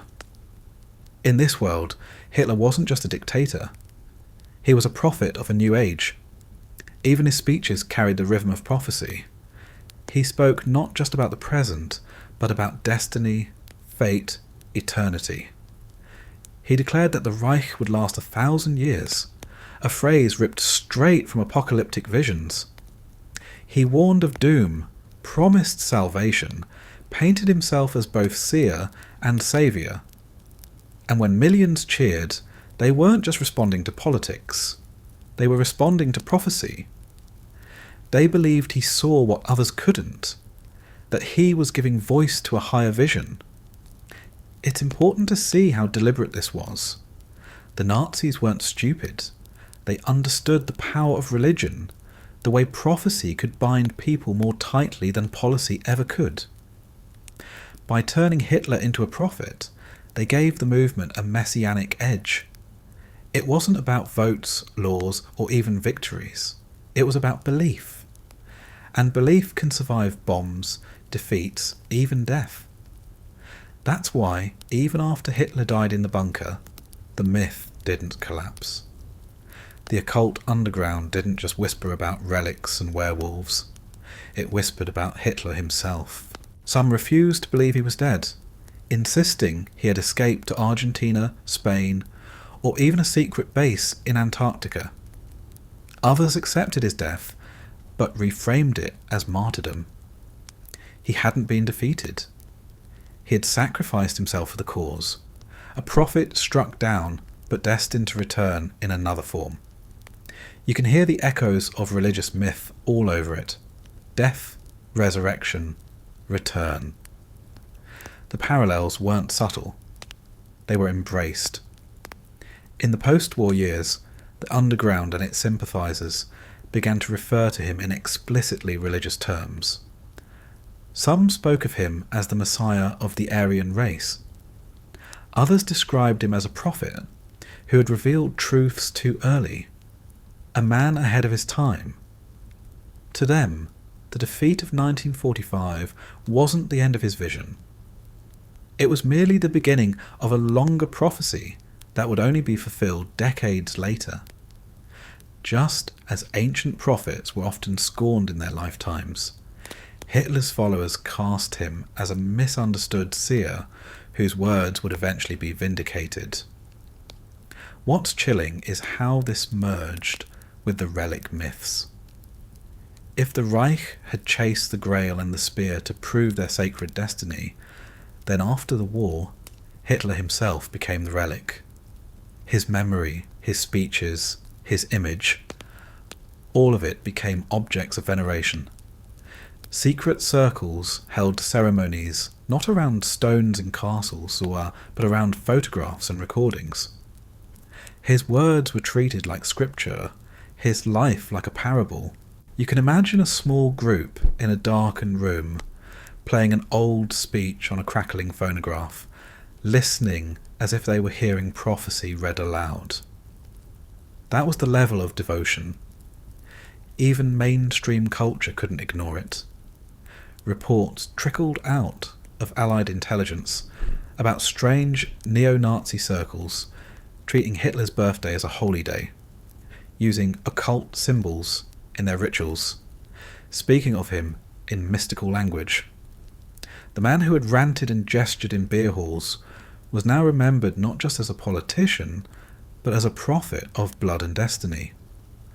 The myth of Hitler, the prophet, outlasted the man himself, giving the cult new life in the rubble. And that myth carried consequences. It made the movement harder to kill. You can arrest men, burn books, dismantle organizations. But how do you kill a prophecy? How do you arrest a vision? Once Hitler had been elevated beyond politics, he could never truly die.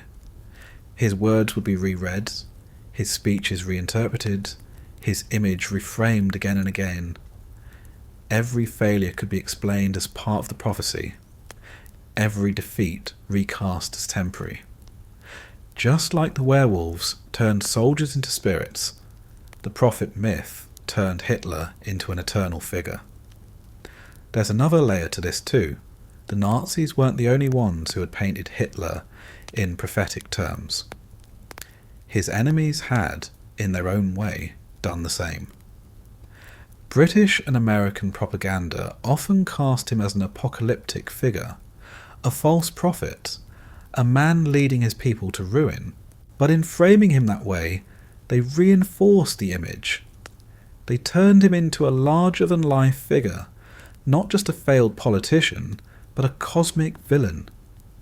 And villains, just like prophets, live on in memory longer than ordinary men. What makes the myth of Hitler the prophet, especially dangerous, is how adaptable it was. To some, he was the messiah of the Aryan race, destined to return. To others, he was a prophet whose words would inspire future generations, even if the man himself never came back.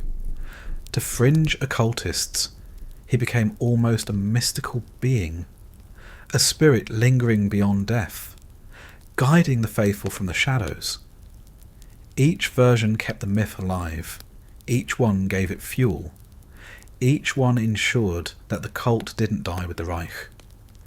Even today, in the darker corners of conspiracy and neo-Nazi belief, the idea of Hitler as a prophet still lingers.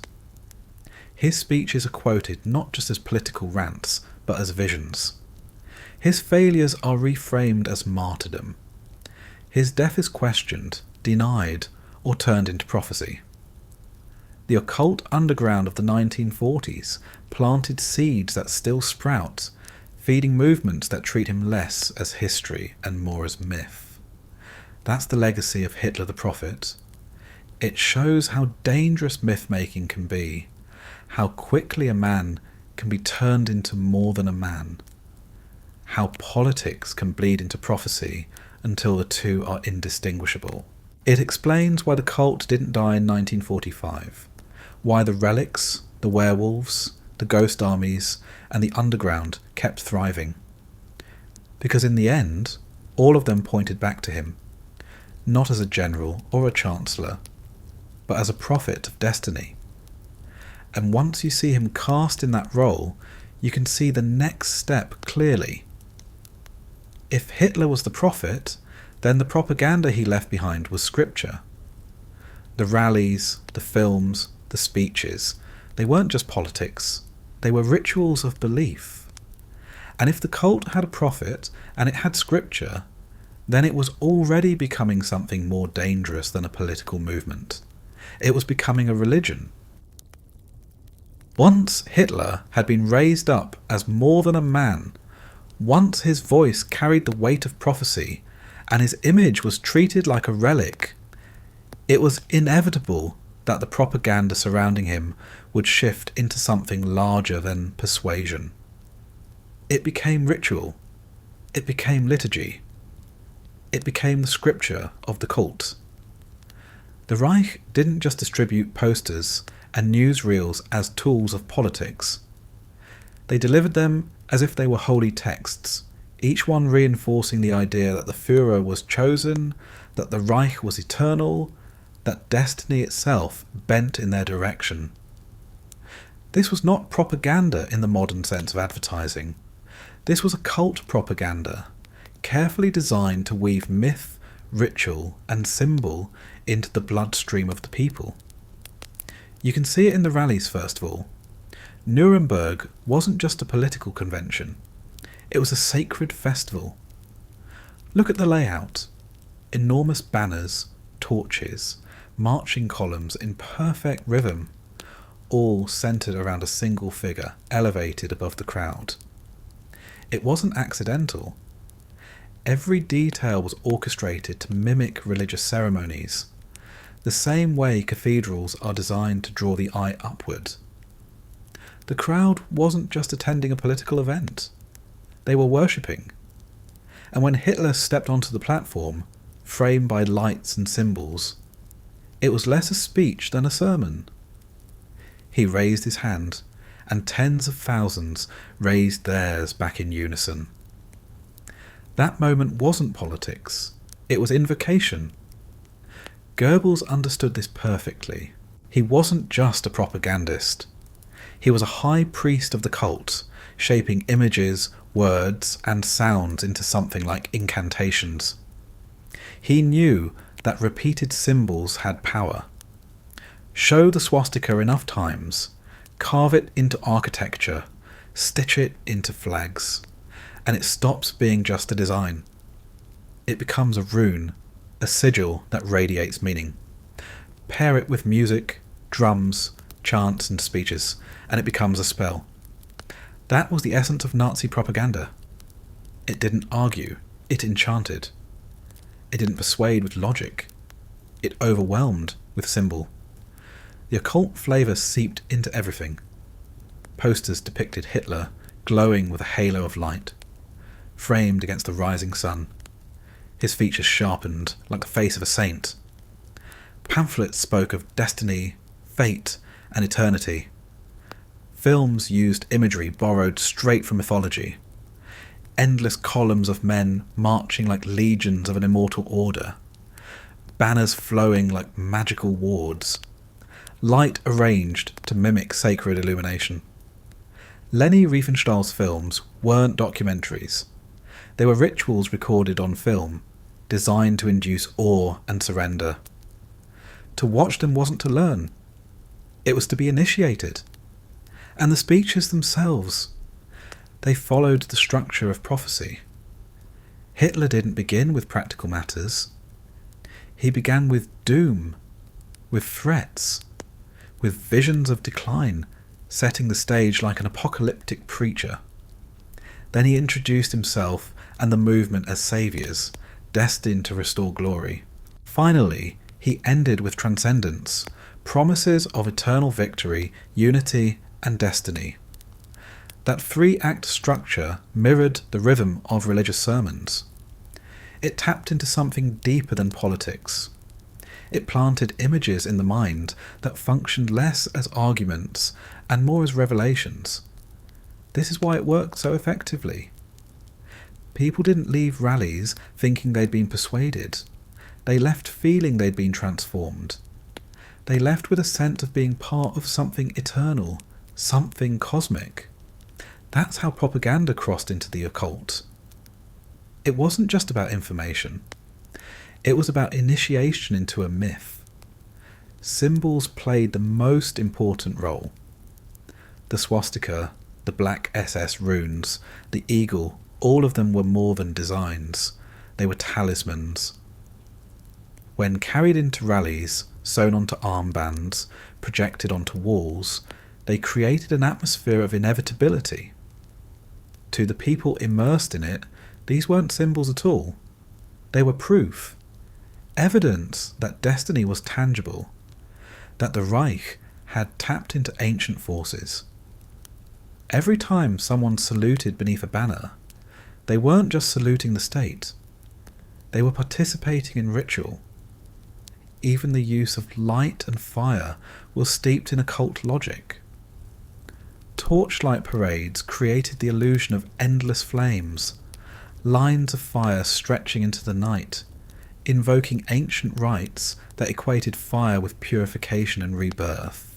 Searchlights aimed skyward turned rallies into vast cathedrals of light, towering pillars that looked like cosmic gateways.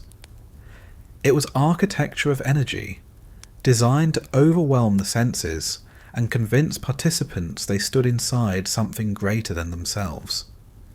Music tied it all together. Drums, trumpets, chants. They were chosen not just for martial effect, but for trance. Rhythmic beats dull the critical mind, hypnotize the listener, and create unity. Add in the collective roar of tens of thousands chanting in unison, and you had a ritual indistinguishable from ancient ceremonies meant to bind tribes into single-minded groups. Propaganda here wasn't about spreading words.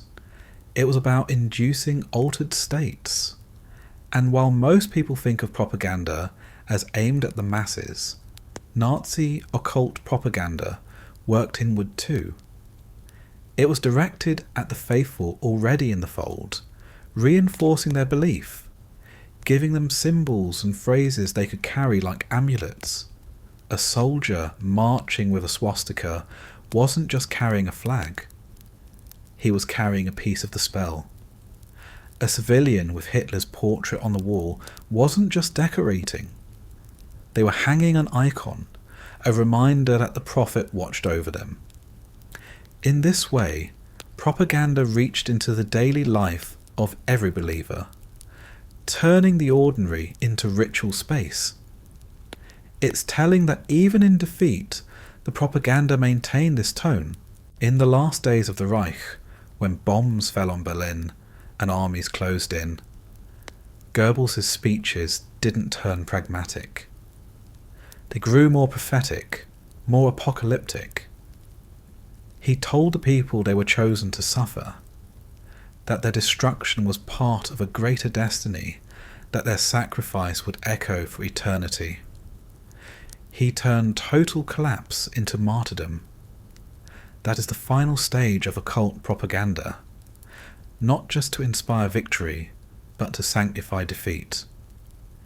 If you can make your people believe their death has meaning, then your cult can survive even the end of the world. After the war, the traces of this propaganda didn't vanish. They seeped into the occult underground. Those who still believed clung to the posters, the films, the speeches, treating them like scripture. A worn pamphlet became a prayer book. A cracked recording of a Hitler speech became sacred sound. In exile and in hiding, the propaganda outlived the Reich, not because it had practical messages, but because it had been framed as prophecy. And prophecy doesn't expire. That's why Nazi propaganda still has a strange pull even decades later. Not because of its arguments, they collapse under the slightest scrutiny, but because of its ritual form. It bypassed logic and went straight to the unconscious, to myth, to the part of the human mind that craves symbols, ritual, transcendence. Once that seed is planted, it can linger for generations. Think about it this way. If Hitler was the prophet, then his speeches were sermons, his rallies were masses, his propaganda was scripture, and his symbols were relics. The Reich had, without naming it outright, created a religion. Not a metaphorical one. A literal cult of belief, complete with liturgy, ritual, and icons. And once you frame propaganda in those terms, you can see how it became the bridge between politics and mysticism, between armies and myths, between reality and fantasy. That bridge explains why, even in the ashes, people clung to the vision. The Reich had given them not just policies but rituals, not just a leader but a prophet, not just propaganda but scripture. And scripture can be copied, recited, reinterpreted. It doesn't need a state. It doesn't even need armies. It needs only believers. That was the true power of occult propaganda. It ensured that the cult would not die with the Reich. And once you grasp that, you can see how it carried straight into the next phase. If propaganda had become scripture, if symbols had become relics, if rallies had become ritual, then the end of the war wasn't really an end at all. It was just another transformation, another prophecy fulfilled, which meant the next step wasn't to mourn. It was to prepare for the next stage of destiny, to reinterpret the fall as a necessary sacrifice that would lead to something greater. For years the Reich had wrapped itself in torches and banners, woven its myths into speeches and films, and presented its leader not as a politician, but as a prophet. The propaganda didn't just persuade, it enchanted. It convinced millions that destiny had chosen them, that ancient forces stood behind them, that no matter how dark things became, the 1,000-year Reich was guaranteed. But as the war dragged on, cracks began to appear in that illusion.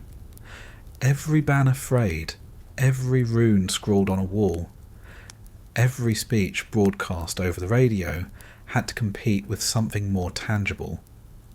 Hunger, rubble, and the slow realization that destiny was bleeding to death on the battlefield.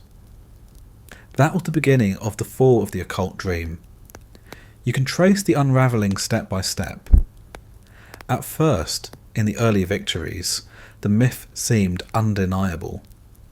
France had fallen in weeks, Poland had collapsed, tanks rolled across Europe like instruments of prophecy. Hitler spoke of destiny, and the world seemed to bend to it. But then came Stalingrad, an entire army swallowed by snow and fire. For the faithful, it was a shock that cut deeper than military defeat. The Reich had promised inevitability. The runes had been carved, the relics sought, the prophecies repeated. How could an inevitable destiny be frozen to death in Russian winter? The answer, at least for the cult, was to retreat further into prophecy. Defeat was explained away as sacrifice. Stalingrad wasn't failure, it was trial. The Grail could not be won without suffering. The prophet had warned them of hardship, they said. The war wasn't over, it was transforming. But the cracks spread. More defeats followed. Africa lost, Italy collapsing. Cities bombed into dust. The occult dream required belief, and belief requires proof. But the proof was vanishing beneath ruins. Himmler clung to it longer than most. At Wewelsburg, he continued his rituals. Lighting candles in the Grail Hall, whispering over runes, convinced the castle was the axis of the world.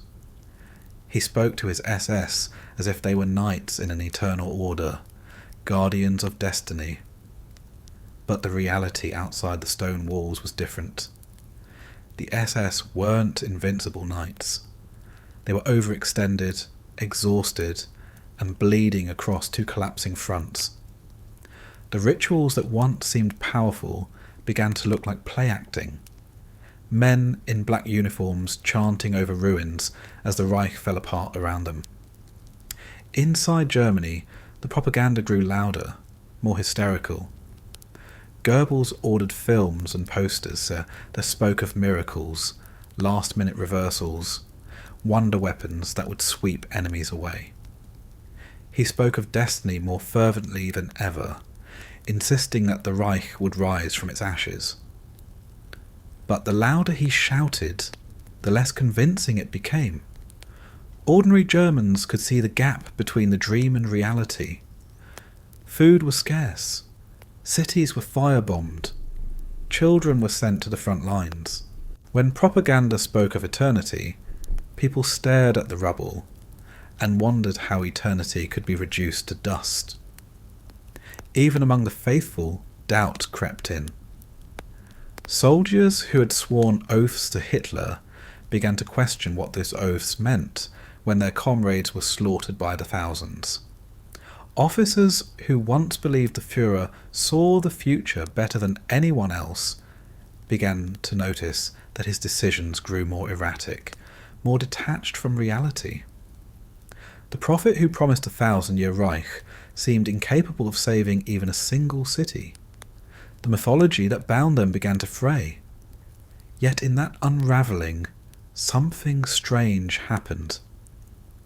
The occult dream didn't vanish overnight, it warped. For some, the lack of victories only proved that prophecy was deeper than anyone had imagined. If destiny wasn't visible in triumph, then perhaps it was hidden in martyrdom. Perhaps the 1,000-year Reich wasn't meant to exist in this world, but in some eternal one. That's why, even in defeat, Himmler and others clung to their rituals. If the Reich couldn't survive as a state, it could survive as a myth. The Grail Hall could still be lit. The runes could still be carved. The wolves could still prowl in spirit, even if their bodies lay in the dirt. By the final year of the war, this distortion became almost surreal. Berlin was in ruins, yet radio broadcasts spoke of phantom divisions preparing counterattacks. Hitler was holed up in his bunker, yet propaganda described him as untouchable, still the voice of destiny. Civilians starved in cellars, yet leaflets promised wonder weapons that would erase enemy armies overnight. This wasn't persuasion anymore. It was hallucination, the last fever dream of a cult that couldn't accept reality. And the people trapped inside it experienced something bizarre. Some clung tighter to the myths because admitting defeat was unbearable. If you had believed for years that destiny had chosen you, that your leader was a prophet, that your nation was eternal, then surrendering to reality felt like more than political loss. It felt like cosmic betrayal. Better to keep believing, even in the feast of rubble, than to admit the dream had been a lie. Others broke, rejecting everything, cursing the myths that had led them into catastrophe. And still others tried to hold both at once, pretending to believe outwardly while privately staring at the ruins in despair. The fall of the occult dream wasn't a single moment. It was a slow disintegration, an unraveling of illusions in the face of bombs and blood.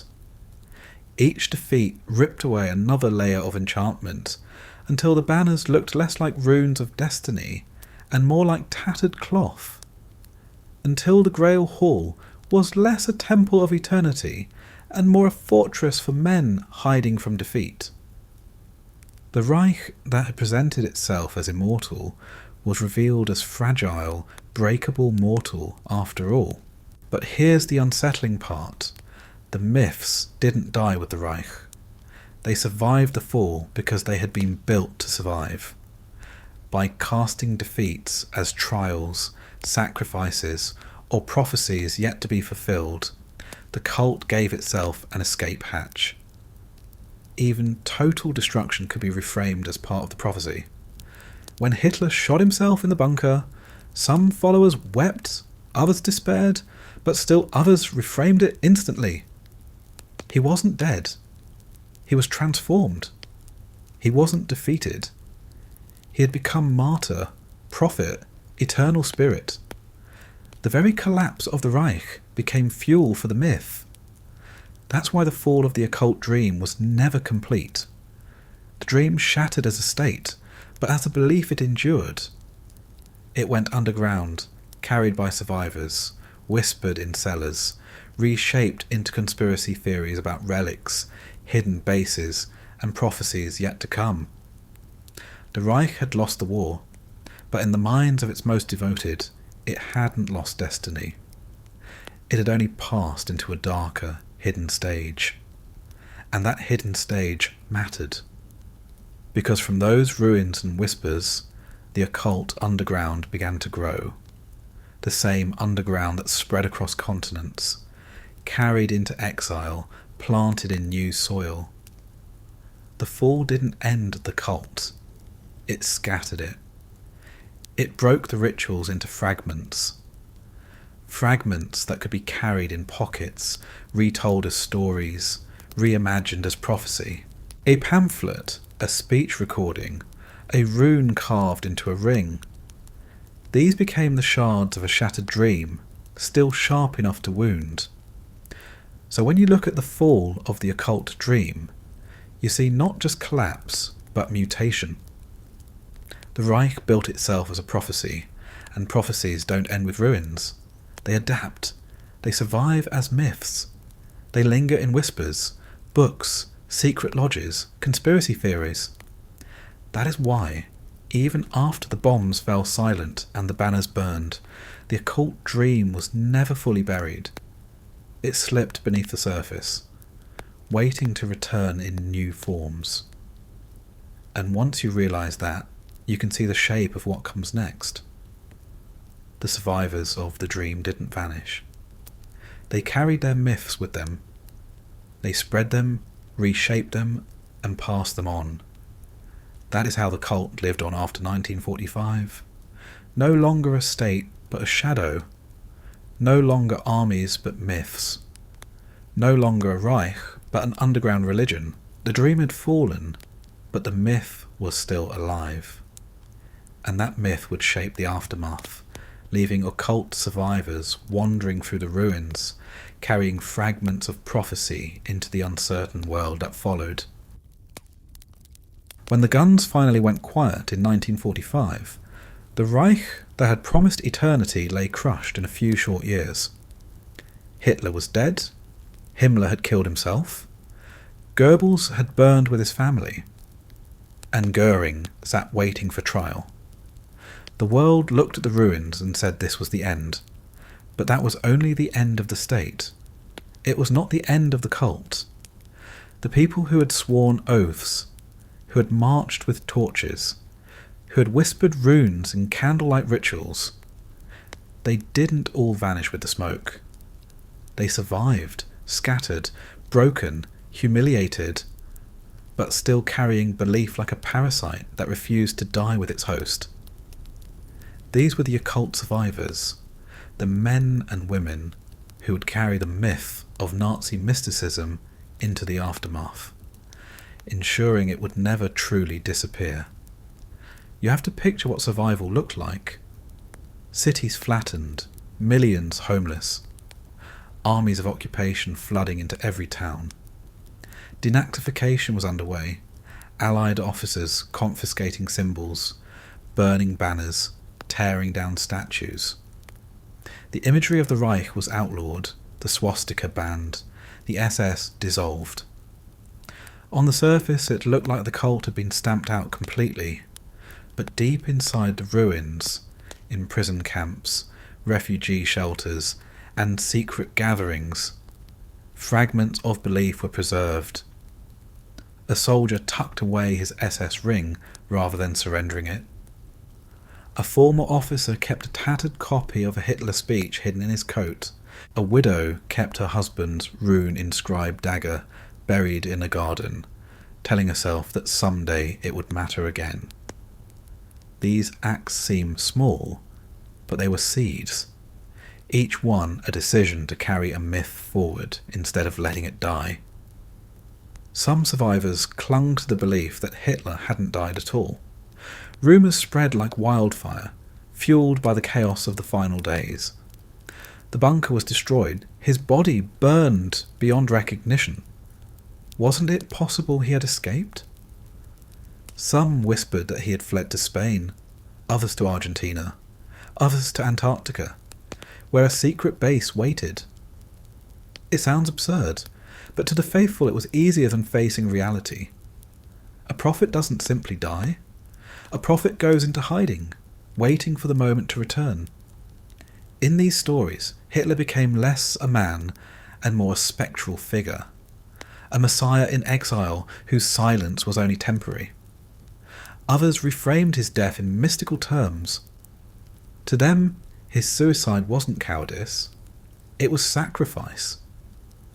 He had given his life to preserve the vision, and now his spirit lived on beyond the mortal world.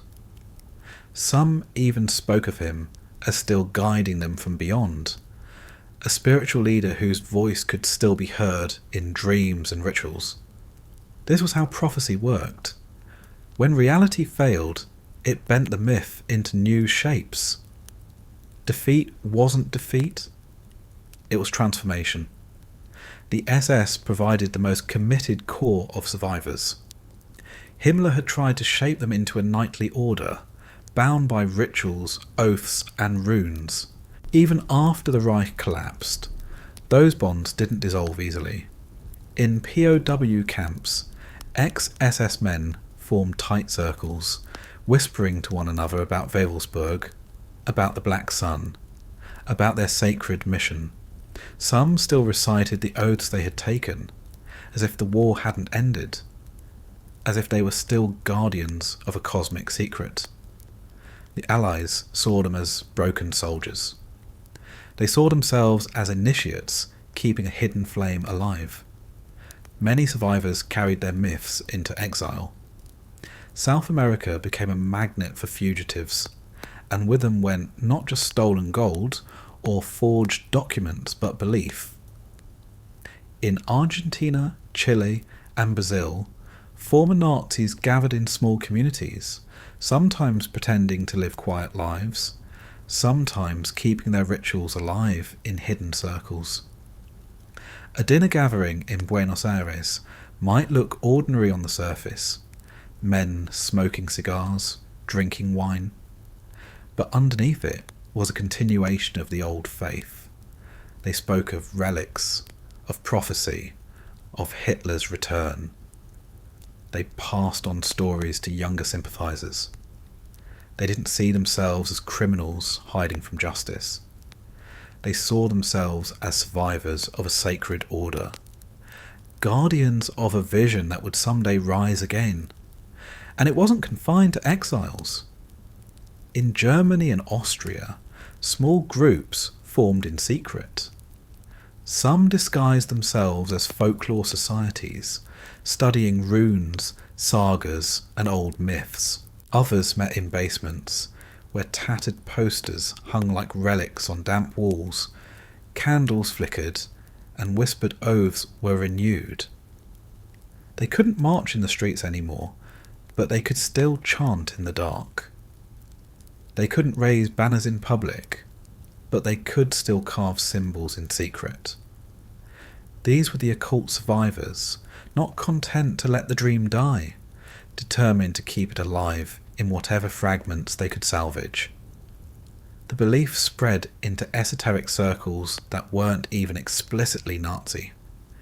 After the war, Europe and America saw a boom in mysticism, secret societies, and occult groups. The trauma of global conflict left people searching for meaning in the stars, the runes, the prophecies of Nostradamus. And into that hunger slipped fragments of Nazi occultism. Old Anererbe documents circulated quietly, repackaged as folklore studies or pseudo-archaeology. Runes and symbols associated with the SS found their way into esoteric lodges, stripped of overt political meaning, but carrying the same underlying currents. For many of these groups, it wasn't even about Hitler anymore. It was about tapping into some imagined ancient power. But the lineage was clear. The occult survivors had planted it there, in prisons and tribunals, that even as justice was handed down, the mythology refused to die. Rudolf Hess, imprisoned for life, became a symbol for believers, his silence interpreted as loyalty to a hidden truth. Other leaders who stood trial in Nuremberg became martyrs in the eyes of survivors, their deaths reframed as sacrifices for destiny. A hanged man wasn't a criminal. He was a prophet's disciple, cut down by enemies, but remembered by the faithful. In this way, even the war crimes trials became fuel for the myth, creating martyrs out of men who should have been remembered only as monsters. The most bizarre aspect of the aftermath was how survivors sought to preserve the relics of the Reich. The Anererbe's documents, the SS daggers, the ceremonial rings. These weren't just artifacts. They were treated like sacred objects. Some were hidden, smuggled, buried, protected with the same care you'd give to religious relics. Collectors sought them out, black markets thrived, and in every exchange there was the same undercurrent. These objects carried power. To the Allies, they were evidence. To the believers, they were talismans. Proof that the occult heart of the Reich still beat. The survivors even created anniversaries of remembrance. Hitler's birthday became a hidden holy day, marked by clandestine gatherings where candles were lit and speeches replayed. The fall of Stalingrad, instead of being remembered as disaster, was reframed as a trial of faith. The end of the war itself was treated by some not as defeat, but as a sacred martyrdom, a moment of collective sacrifice that proved their destiny was greater than ordinary history. These rituals ensured that the myth didn't fade into the rubble. It was kept alive, year after year, whispered in secret, protected by those who refused to let go. Over time, these survivors merged into a broader network of post-war esotericism and conspiracy. The story of Hitler's escape became a permanent fixture of fringe belief. The idea of Nazi UFOs, secret Antarctic bases, hidden grails, and mystical weapons spread far beyond the original circles. These weren't just random conspiracy theories. They were echoes of the occult survivors, fragments of their dream mutating into stranger forms. By the 1950s and 60s, the Nazi occult had leaked into popular imagination. No longer confined to the faithful, but alive in pulp magazines, strange documentaries, and whispered rumours. That's the strange truth about aftermaths. Destruction doesn't kill myths. It sets them loose. Once the Reich fell, the state could no longer control its own mythology. It broke apart, scattered into fragments, carried by survivors across oceans and decades. Some fragments became neo-Nazi rituals, others became conspiracy theories, others seeped into harmless-looking folklore studies. But each fragment came from the same source: the survivors who refused to let go, who carried the occult dream like embers hidden in ash. This is why, even today, you can still see the traces. Symbols that began as SS runes reappear in neo-Nazi groups. Stories of Hitler's escape circulate in conspiratorial circles. Myths of hidden relics still attract treasure hunters. The survivors ensured that the dream didn't die in 1945. They transformed it into something harder to eradicate. A myth without borders, without armies, without leaders, spread by rumour, ritual, and belief. And once you see how the survivors operated, you can see how the cult's legacy stretched far beyond the war itself. It became something larger, stranger, more insidious. No longer bound to a single country, it seeped into the shadows of post-war culture, waiting for anyone willing to listen. The Reich had fallen, but the occult heart kept beating, carried forward by the survivors who refused to bury it. And from those survivors, the myth travelled onward, twisting itself into post-war conspiracy, neo-Nazi sects, and fringe movements across the globe. What had begun in castles and rallies, and relic hunts now lived on in whispers, basements, pulp magazines, and secret lodges. The aftermath didn't kill the cult. It gave it new forms, each one stranger than the last, each one keeping the myth alive for the next generation. The war was long over. The Reich collapsed in ruins, its cities gutted, its leaders dead or disgraced, its banners smouldering in piles of ash. Armies of occupation wrote their reports. Prosecutors read out their indictments, and textbooks were rewritten to tell the story as one of politics, armies, and diplomacy. But beneath that layer of official history, the other story never really disappeared. It slipped beneath the surface, carried by those who refused to let go, whispered by survivors, mutated into conspiracy, and eventually embedded in the strange corners of memory and culture. The occult dream was supposed to have died in 1945, but the fact that people still talk about it now proves that it never truly did. The dream outlived the Reich, and the whispers keep returning, decades later, whenever someone goes looking in the shadows. It all started with obsession. A young Hitler drawn to myths of destiny, secret societies trading runes and rituals in dark rooms, Himmler poring over sagas and relics as if they contained the blueprint for the future. From there, it spread outward, from the Thule Society into the SS, from symbols etched on daggers into the walls of castles, from rituals whispered in initiation ceremonies into the massive rallies where torchlight and music turned politics into magic. For a while, it seemed unstoppable. A cult welded to the machinery of a state, using myths as fuel and rituals as weapons, and then reality broke it. Tanks, bombs, and armies don't bend to prophecies. The Reich fell. But myths don't shatter as easily as walls. They survive in fragments, even when the world that gave them power has turned to dust. Think of how many of those fragments we've followed. The Thule Society planting seeds of mysticism long before the first shot of the war. Himmler building his Grail Hall at Wewelsburg, convinced he was founding a knightly order that would last forever. Expeditions chasing shadows across Tibet, convinced they would find proof of a master race. Pseudo-scientists scribbling horoscopes for generals, as if starlight could win battles. Propaganda staged like liturgy.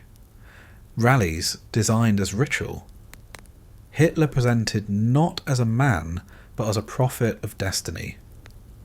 All of it held together by belief, not logic. All of it designed to replace politics with prophecy. And then, when the bombs fell and the Reich crumbled, the survivors picked up those fragments and carried them away like relics of a shattered temple. That is why the myth refused to die. What's unsettling is how quickly those fragments seeped into places you wouldn't expect. South American hideouts where fugitives whispered about prophecy over dinner.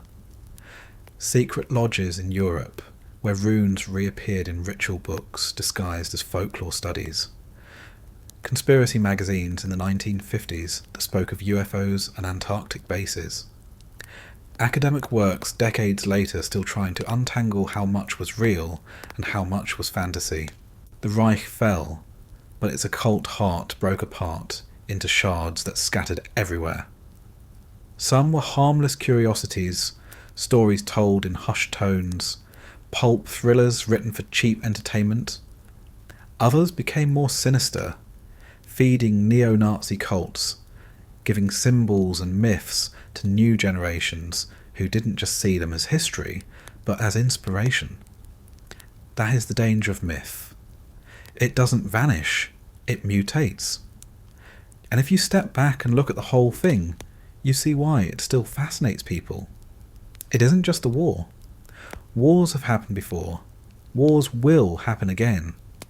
It isn't even just the scale of destruction, though that was staggering enough. What makes this story different is that the Reich wasn't only an army or a government. It was a cult wrapped in symbols, obsessed with relics, convinced it was fulfilling prophecy. It's one thing to fight soldiers. It's another thing to fight men who believe they're knights of destiny, guardians of ancient secrets, chosen by fate. That blend of politics and mysticism, of armies and rituals, of tanks and torches, is so strange that people keep circling back to it, unable to let it go. It has a texture of nightmare, something half historical, half unreal, always lurking at the edge of memory. That is why the myth endures. Not because people believe in it the same way anymore, but because it sits at the intersection of history and legend.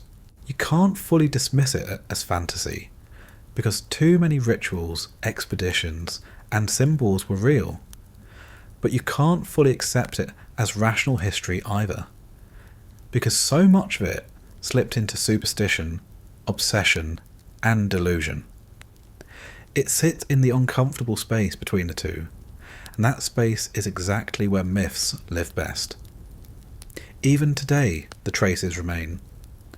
Look at fringe groups that still use runes lifted from the SS. Look at conspiracy theorists who still insist Hitler survived in Argentina, or that Nazi scientists built flying saucers in Antarctica. Look at documentaries that keep returning to the subject of relics, grails, and spears. Each one is a faint echo of the survivors who carried the myth past 1945. Each one proving that the cult never fully went away.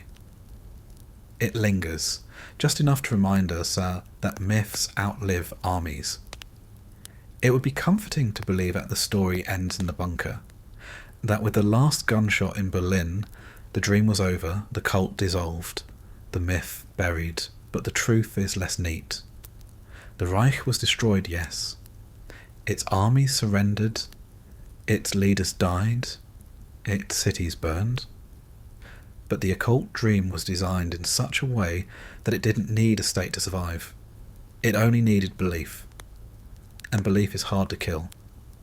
That's why, in the aftermath, it found ways to persist, carried by survivors, hidden in rituals, reshaped in whispers. And that is why, decades later, it still lingers, a shadow you can't quite erase.